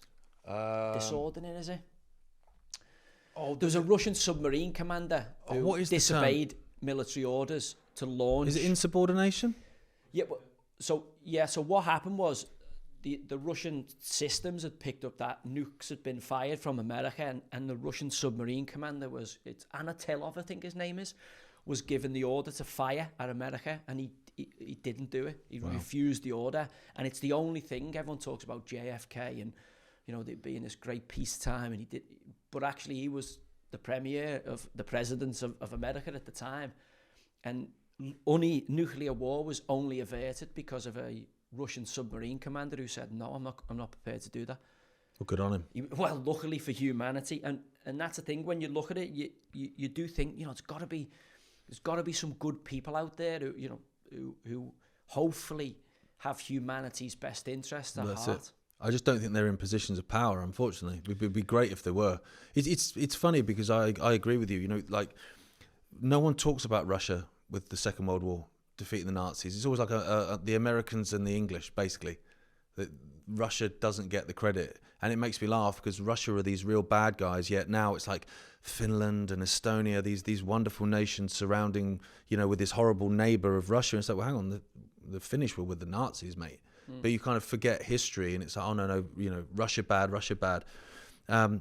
What I find hopeful, particularly with our nation, with Great Britain, is that basically the demographic of young working class lads the ones that have been completely destroyed and forgotten about by successive government. It's not just Labour. I mean, the Tories couldn't give a toss either.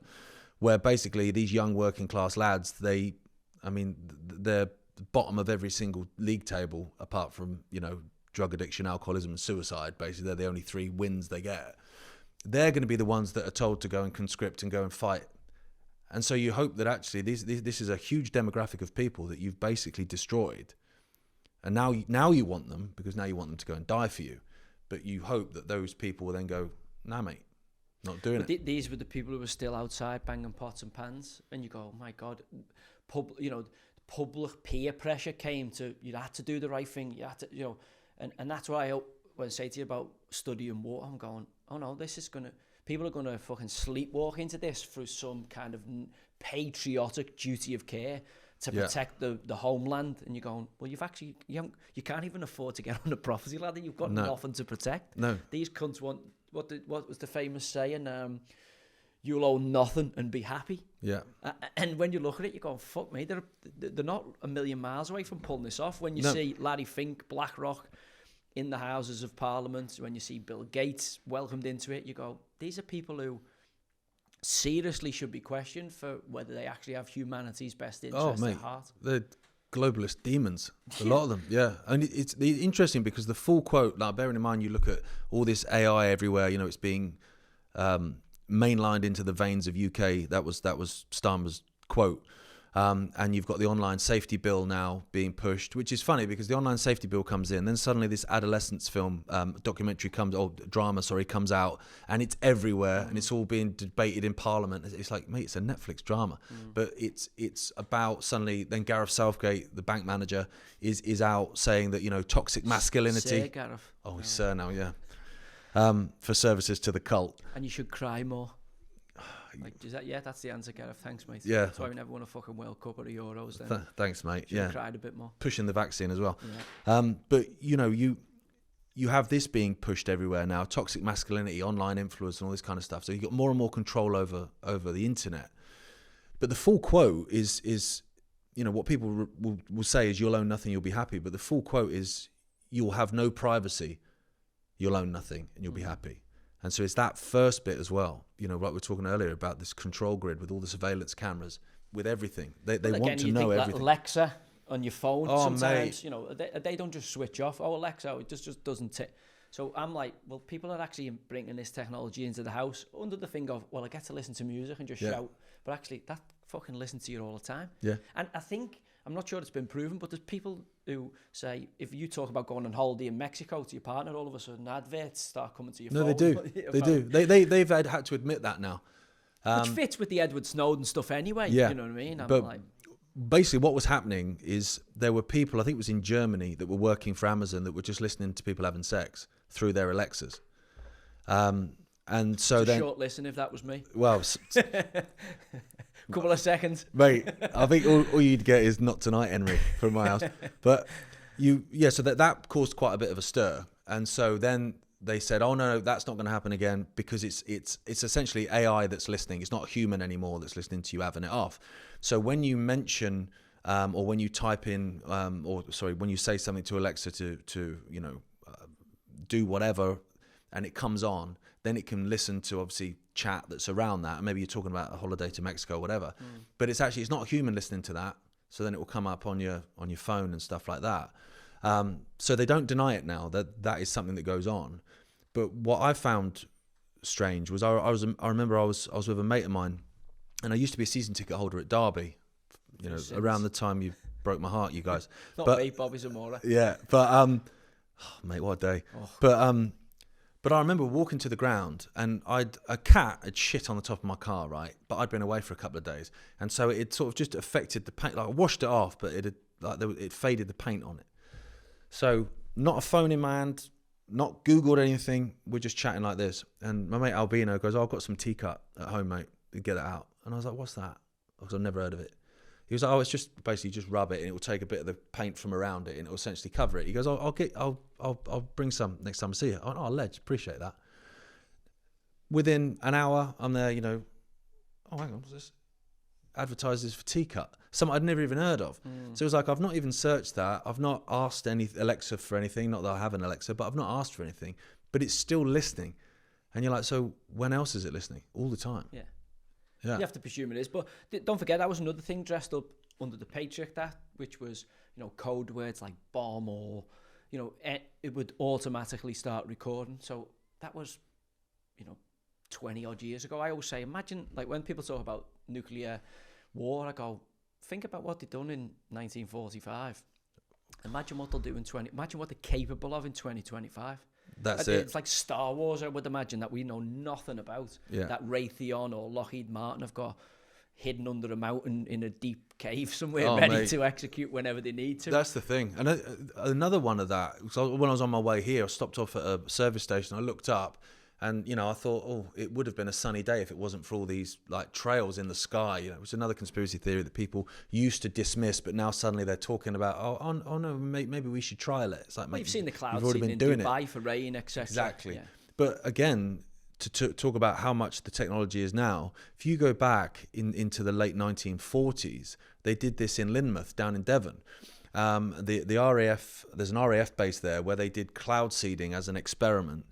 Like I say, going back, 75 plus years, and they created a storm, supposedly accidentally, that led to the Lynmouth floods, killed about 36 people.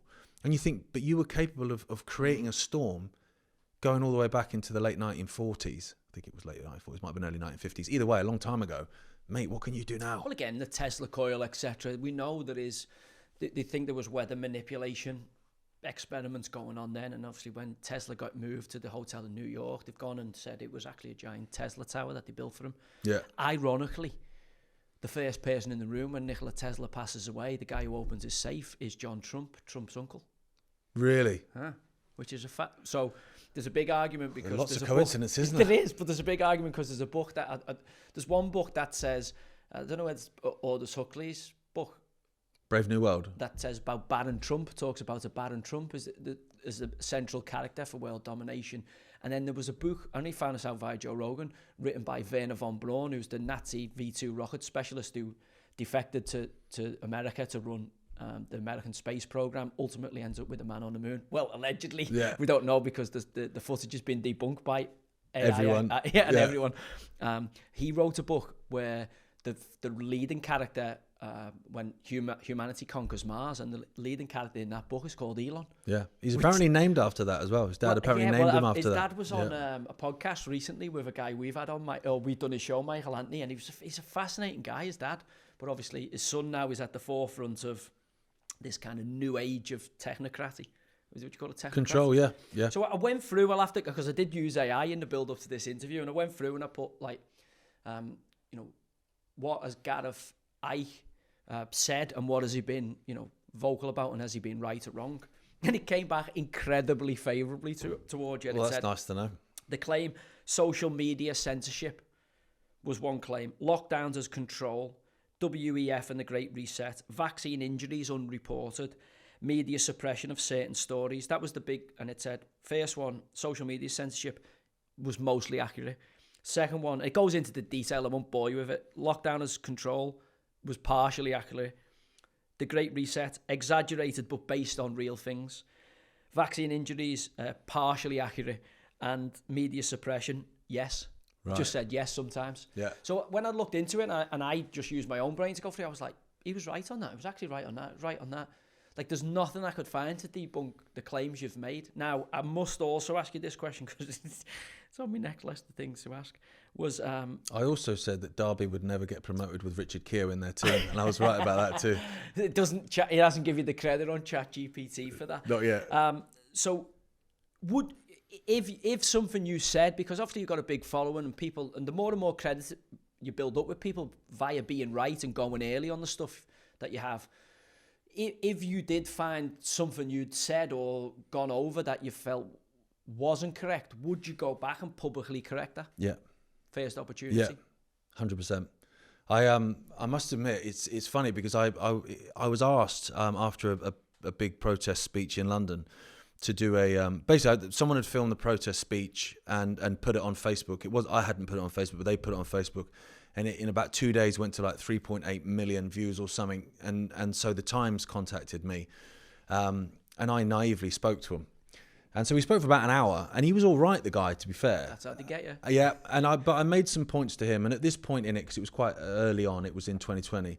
At this point, I was aware either of someone I knew or a partner of someone I knew there was 7 suicides that I knew of that were directly, they said, related to lockdowns. And then there were 2 deaths attributed to COVID, both of which the families were, one was a dad of a friend and one was an uncle of a friend, and the family were disputing, both families were disputing that being on the death certificate, right? And that's what I said to this guy, because he was saying, why are you anti-lockdown? I was saying, well, if I'm going anecdotal from my personal experience, I've got 7 suicides and 2 COVID deaths, but both of which they're saying weren't COVID. So I'm thinking that outweighs it, right? Anyway, he went with a bit of an attack approach at first. Whilst being friendly, he was still poking. And then in the end, he was going, I never looked at it like that. And I thought, do you know what? So then my dad phoned me, because he'd spoke to my brother. He goes, I've heard you just spoke to the Times. And I went, yeah, he was a really nice guy. I think I got through to him. Obviously, Dad, years of experience, goes, you fucking idiot.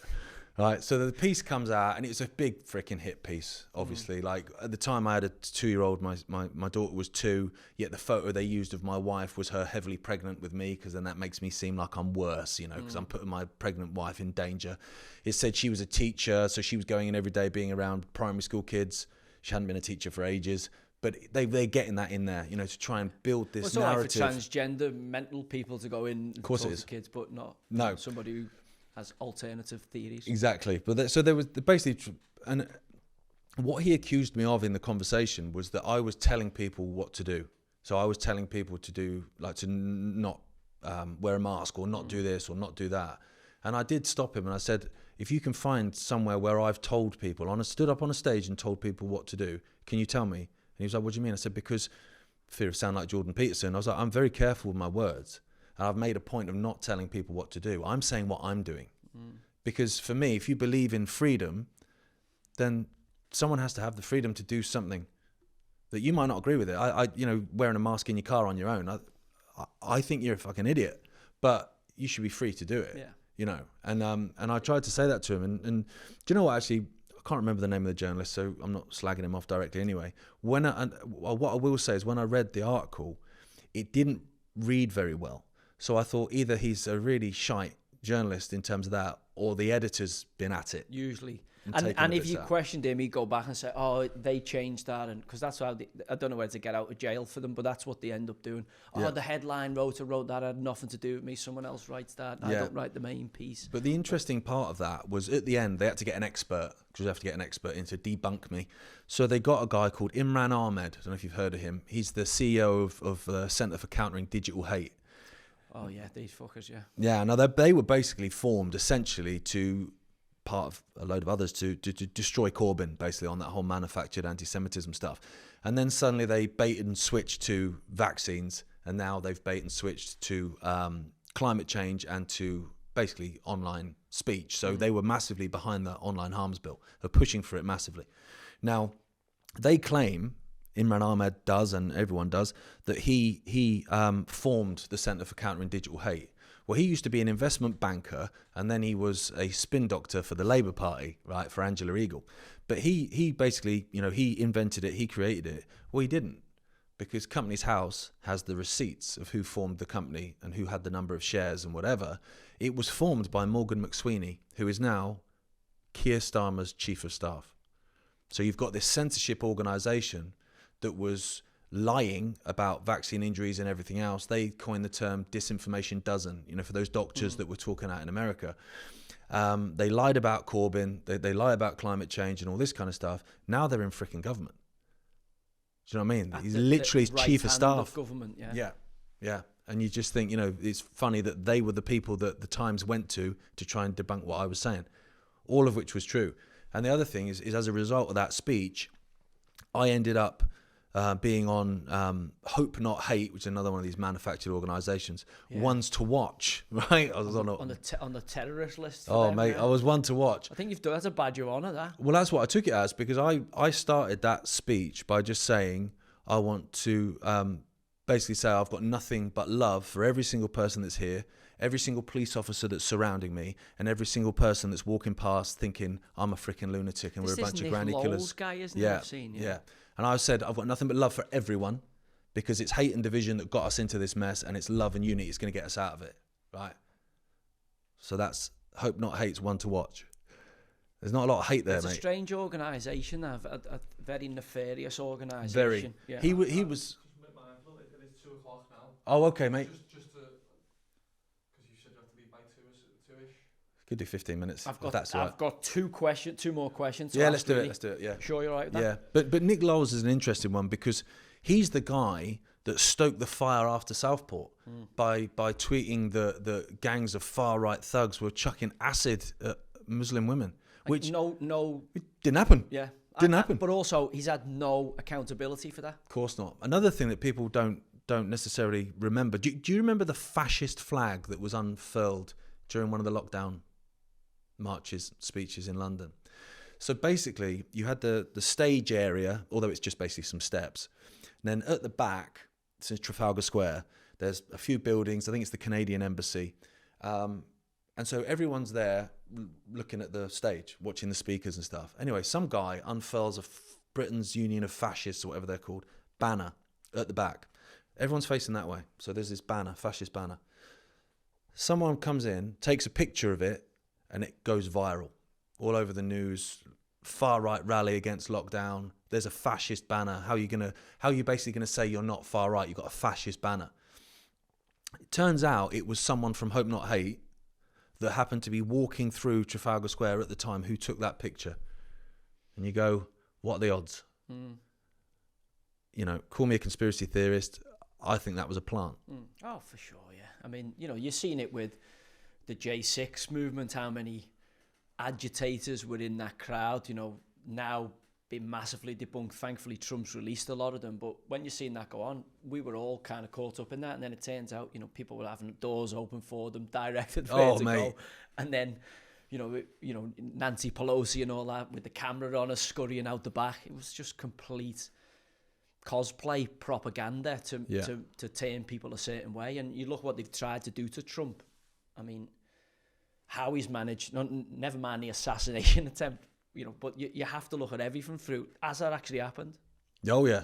You know, was that staged? I don't think it was, because, you know, obviously the people that are killed in the crowd behind, but also you have to question everything. You know, you have to think, you know. Well, my thing with that, and, you know, because I don't know what went off in Pennsylvania, I wasn't there, whatever, but what I did find interesting is there's this kind of tribal mentality. In fact, a guy called Jeff Berwick that I know, he made a MAGA hat, and instead of Make America Great Again, it just said, it's okay when we do it. And it's kind of become a little bit like that. So now, like, you know, the arrest of these pro-Palestine, anti-Israel protesters on campus, them getting arrested and deported is cool. That's fine, that's good. I thought cancel culture was bad, because it was bad when it was you getting in trouble for not saying the right pronouns. But it's okay when we do it. And what I found interesting with that assassination attempt was, you've got a guy that basically a bullet flies, it nicks his ear, and then miraculously heals, but it nicks his ear, he gets bundled to the ground, then he's able to stand up. Bear in mind, there could be other shooters. He's able to stand up and punch the air and shout fight and get that photo, that iconic photo. And I remember tweeting as soon as it happened, and I went, well, he's just won the presidency then, done. Yeah, I thought that. I thought once he didn't kill him, I thought he's in. What I would say, like I say, I don't know what happened, but what I would say is, if Joe Biden had been on a stage, he'd got shot, it had nicked his ear, he'd fallen down, he'd picked up, managed to push the guards away from him and go, fight. I'm not sure with the stage of his Parkinson's, wherever he's got. Well, yeah. Well, there was no one in the audience at his anyway. But the thing is, if you'd swapped Trump for Biden, all those Trump MAGA fans would have been calling bullshit on that. They'd be going, nonsense, it is a no strange way. One. Yeah, it is a strange one. But also, you know, will we ever know? We don't. I believe democracy ended when they assassinated John F. Kennedy on the Dealey Plaza. For me, that was. Everything after that was an illusion. If the Americans don't know who killed their own presidents on their own soil, then what do any of us know? And then the Jack Ruby, obviously Lee Harvey Oswald, fucking. Well, you don't. I mean, according to Ben Shapiro, it doesn't matter because it was 60 years ago. But you know, it's mad. But yeah, I mean, if you can essentially say, if you're a president we don't like, we can just off you, and there's nothing you can do about it. you know, nowadays they can still, I mean, they still do that in certain nations, but if you think about it, they did that to Liz Truss. Do you know what I mean? The Tory members picked Liz Truss. She wasn't the choice. Sunak was. So what happens? Well, we just have a little bit of a run on the bank and get rid of her and done.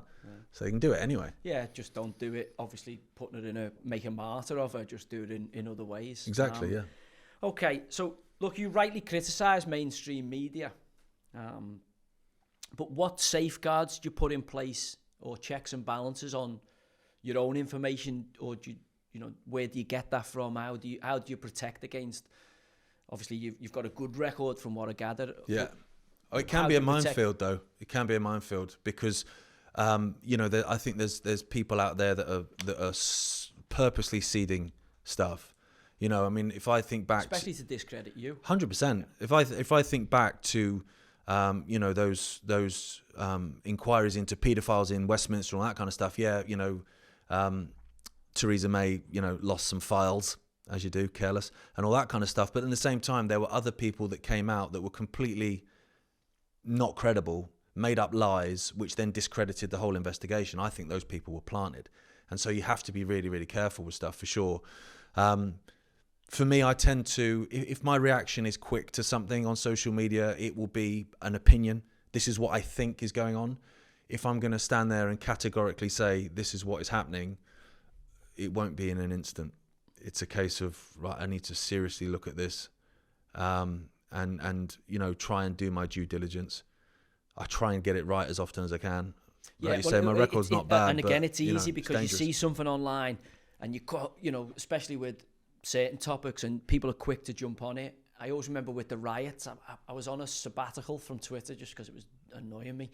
And I seen that go on, and obviously your instinct is to comment, and I just sat back, and so thankful than ever, because actually lots of stuff that was getting fed through my algorithm turned out to be wildly disaccurate. Well, the thing is, I remember my mate years ago, he had a screensaver on his phone, and it just said, don't drink and text, right? So every time he'd had a few beers where he might, you know, think about texting an ex or something, he'd look at that and he'd say, don't drink and text. Oh yeah, I won't text. Right.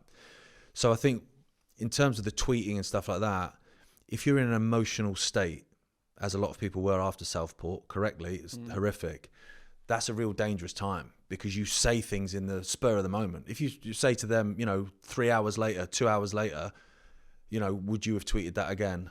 No, probably not. But it was an emotive thing. It was horrendous. So I'm going to fucking have it. And then obviously that's come back. There's so many of those people that said stuff. A lot of it wasn't even bad. When that guy who said there's a civil war coming in this country, I think he's freaking right. He wasn't advocating for it. He was saying, I think it's coming. And I think he's right to say that. He ends up in prison for it. But a lot of the others that said more really outlandish stuff, they deleted those posts and apologized for them. So that's another thing, is to be careful to not tweet at a point of anger or sadness or whatever.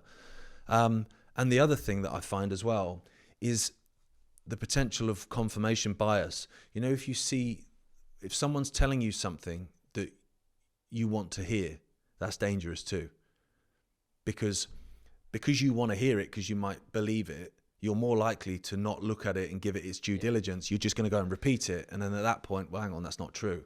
Yeah. I think we all suffer from some kind of cognitive dissonance. You know, you want the world to be a certain way, so you're actually just waiting for bits of information to fit the way you see the world. 100%, yeah, of course. And for me, doing philosophy for a year really helped me on that, in terms of taking different perspectives. Okay, you know, and I'm not perfect by any stretch of the imagination, but it's certainly, whenever I look through the lens at something now, just that discipline to be able to step back and attack it from a couple of different positions. Sometimes it is actually the polar opposite position of what you believe. Yeah. And if it still stands up to that, then, you know, if you've got that kind of filter on, it does help you make better informed decisions. I think so. Yeah, for sure. I think also the other thing is about, you know, the baby with the bathwater stuff. You see that a lot, you know, where if someone says something you disagree with, then everything else is dismissed from them.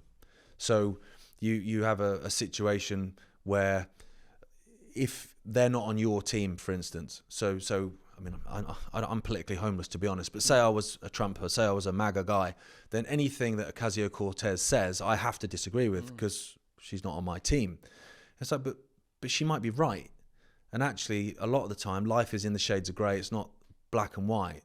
But people live in that a lot, and they do that with what they post. So they don't care what's being said; it's who's saying it.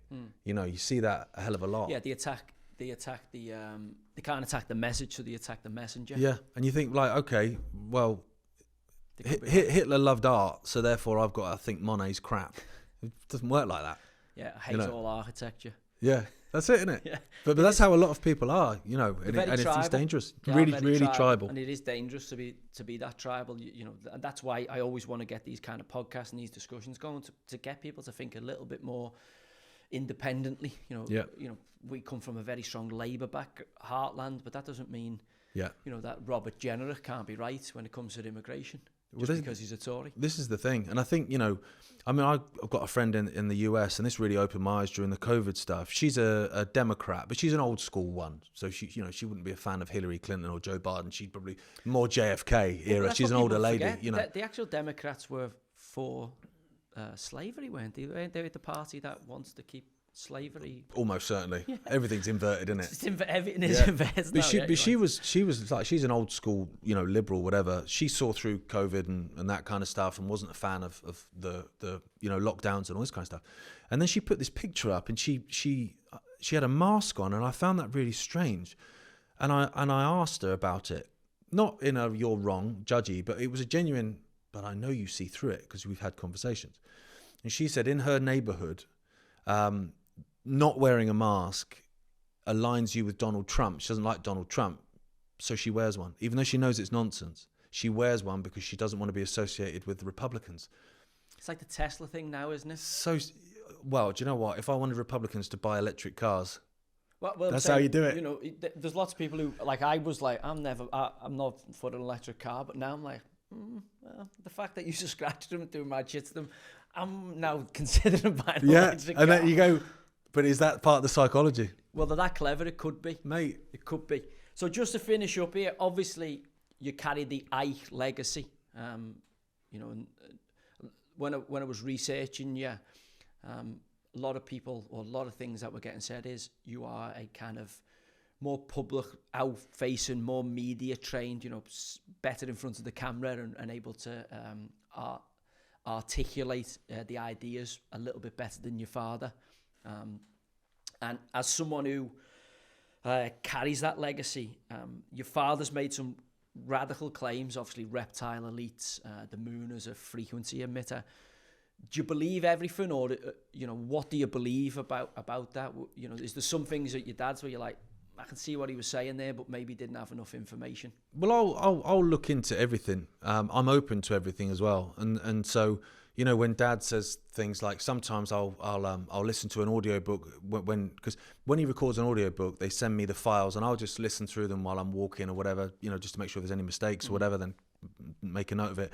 And there's sometimes, you know, where you're walking and you do find yourself stopping and going, oh, I did not see that coming, you know. And then you process it a bit, and you look into a bit yourself, and you think, hey, you might be onto something, you know. Like I don't limit myself with what is possible by what I can necessarily see, given the fact that we see such a small band of frequency anyway, and what's there and stuff like that. So I'm open to lots of things. Well, I just think about my relationship with my dad. And my dad played football semi-pro, and sometimes I'll watch a match with him, or he'll talk to me. He's an Evertonian. He talks about Everton. I'm like, I can kind of see what you're saying, Dad, but like, what the fuck are you on about there? You know what I mean? Like, it's just the way he sees the world. It doesn't mean everything he says is right or everything he says is wrong. It's just that he comes at it from his perspective. Oh, 100%. Oh, yeah. He wouldn't see the world entirely in the same way that I do at all. I think the other thing as well, in terms of, you know, presenting and articulating and stuff, we're different in that sense. I think I'm, you know, maybe where I'm younger, I've got young kids. I look at the world through that lens.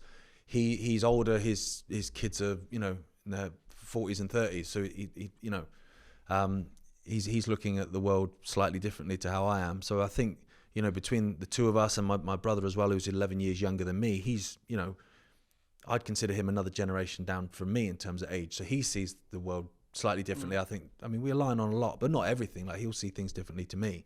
And so between the three of us, you're kind of hopefully trying to kind of touch each aspect of society because you're experiencing it differently.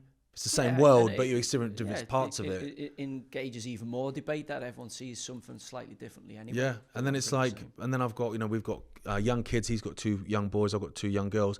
And then I even learn stuff from them. Like I remember when our sister passed away. Sorry to hear. My wife had already told my daughter. I didn't realise this at the time. So when I came home the next day, because we'd gone down and we were with her at the time, we came back to Derbyshire because I just didn't want to be there. It was my birthday as well, and I just want to be there. I want to get away and come back home to my kids. And so I didn't realise that my wife had already told Elora because she was very close to my sister. And so when I started to kind of talk to her about it, she was so blasé and calm. And when she's 6, she would have been 5 at the time. And she's like, but she's not gone. She's like, no one really dies. They're always with us. And I was like, bloody hell. That was weird hearing that come from a 5-year-old, because that's not something I've taught her. That's something that she's got off of her own view of the world and perceptions of the world and how she sees it. And I was like, it's funny, isn't it? Because we always think that we teach our kids and we prepare them for adulthood. And actually, there's quite a few instances where actually they teach us, And so I think, you've got Dad in his 70s, me in my 40s, Jay in his just turned 30s. My wife's in her 30s as well. Kids are 6. There's lots of different generations looking at the world in a different way. And if we can all listen to each other, and actually you apply this to society, if everyone can listen to each other and try and find those little grey areas where actually, we've got more in common than ever separates us. Like I think that, spoke about it a bit, but Israel-Palestine, you take Palestinians and you take Israelis, they've got more in common. They're not told they have, but they've got more in common with each other than either of them do with their officials that rule them. But they have to keep fighting. Cancel culture, isn't it? Because you put these tribal barriers up, and debate and discussion and disagreements, is not allowed to take place, and I think we suffer for that hugely. I think disagreement's important. It's that whole thing of, again, like I say, a free speech absolutist, where I say you can even look at someone and say, do you know what? I've listened to you talk for an hour. I think it's an absolute load of bollocks. I don't believe a word of it, but I've enjoyed talking to you. Shake hands, fancy a pint. Yeah, you got half a chance. Yeah, hopefully we can get back to that. Gareth, look, thanks for the conversation. I've really enjoyed that. I could keep talking to you for hours and hours, and hopefully we'll pick this up on your channel. I'd love that, come mate. Back on this podcast, you're more than welcome. If our listeners out there want to read up on your work, want to learn more about, some of get deeper dive into kind of what you're about and what you're talking about, where can they go and find you? Where can they delve into you? So the channel is iconic.com, ICKONIC.com. Documentaries, weekly shows, daily shows. We've got a daily show called Trending, which we actually put out on Twitter as well, so that's free to view, where we just kind of look at the stories that are breaking, some of which are in the news, some of which are under, rumbling away, and try and highlight them. And come and, have a conversation as well, on social media and stuff. I think it's the more people that can bring different opinions. And I've seen you got a bit of a walking channel as well. Do you know what's funny about that, right? Is I go down the rabbit hole a lot. I would have lots of, people, whether they be vaccine injured or victims of satanic ritual abuse. It can get a bit much in terms of psychologically. Like sometimes I'll be sat there and Gemma, my wife, she'd be like, "You okay?" I'm like, "Oh, fuck, mate, you don't even want to read the email I've just got." It gets you. So she said, you love these walking channels and stuff. Why don't you go and do that? Just go and do a video a week. Just you, a couple of mates, go out and find some old railway lines and some history. Well, I went down a rabbit hole with that. Like you mentioned earlier, in terms of we're older than we're told. Mate, I've climbed into like old mines and Victorian buildings and stuff. I've seen this well with like a rhinoceros. Woolly rhinoceros in it, mate. Yeah. Honestly, and I look at structures, Victorian ones particularly, and I go, bullshit. Like, no way. This was, some guy with a pickaxe built this. Like, some of these things are like unreal. And now I'm down a rabbit hole. There's a lot of YouTube channels where these people are actually looking into these, basically the timeline of humanity and who built what and when. Tartarians. And mate, there was like a great reset before and all this kind of stuff. So I've gone from do that to escape the rabbit hole, to clambering straight into another Well, that's one. where Hancock and that are good in terms of challenging them kind of orthodox positions of lots of recorded human history. Yeah. But as I say, that will be a podcast for another day. I'm mindful of keeping you. So listen, thanks a lot mate, for your company. loved it. Really, really enjoyed it. And hopefully we do it again. Definitely. That's been Common Sense. Thanks to Gareth Icke. Top man.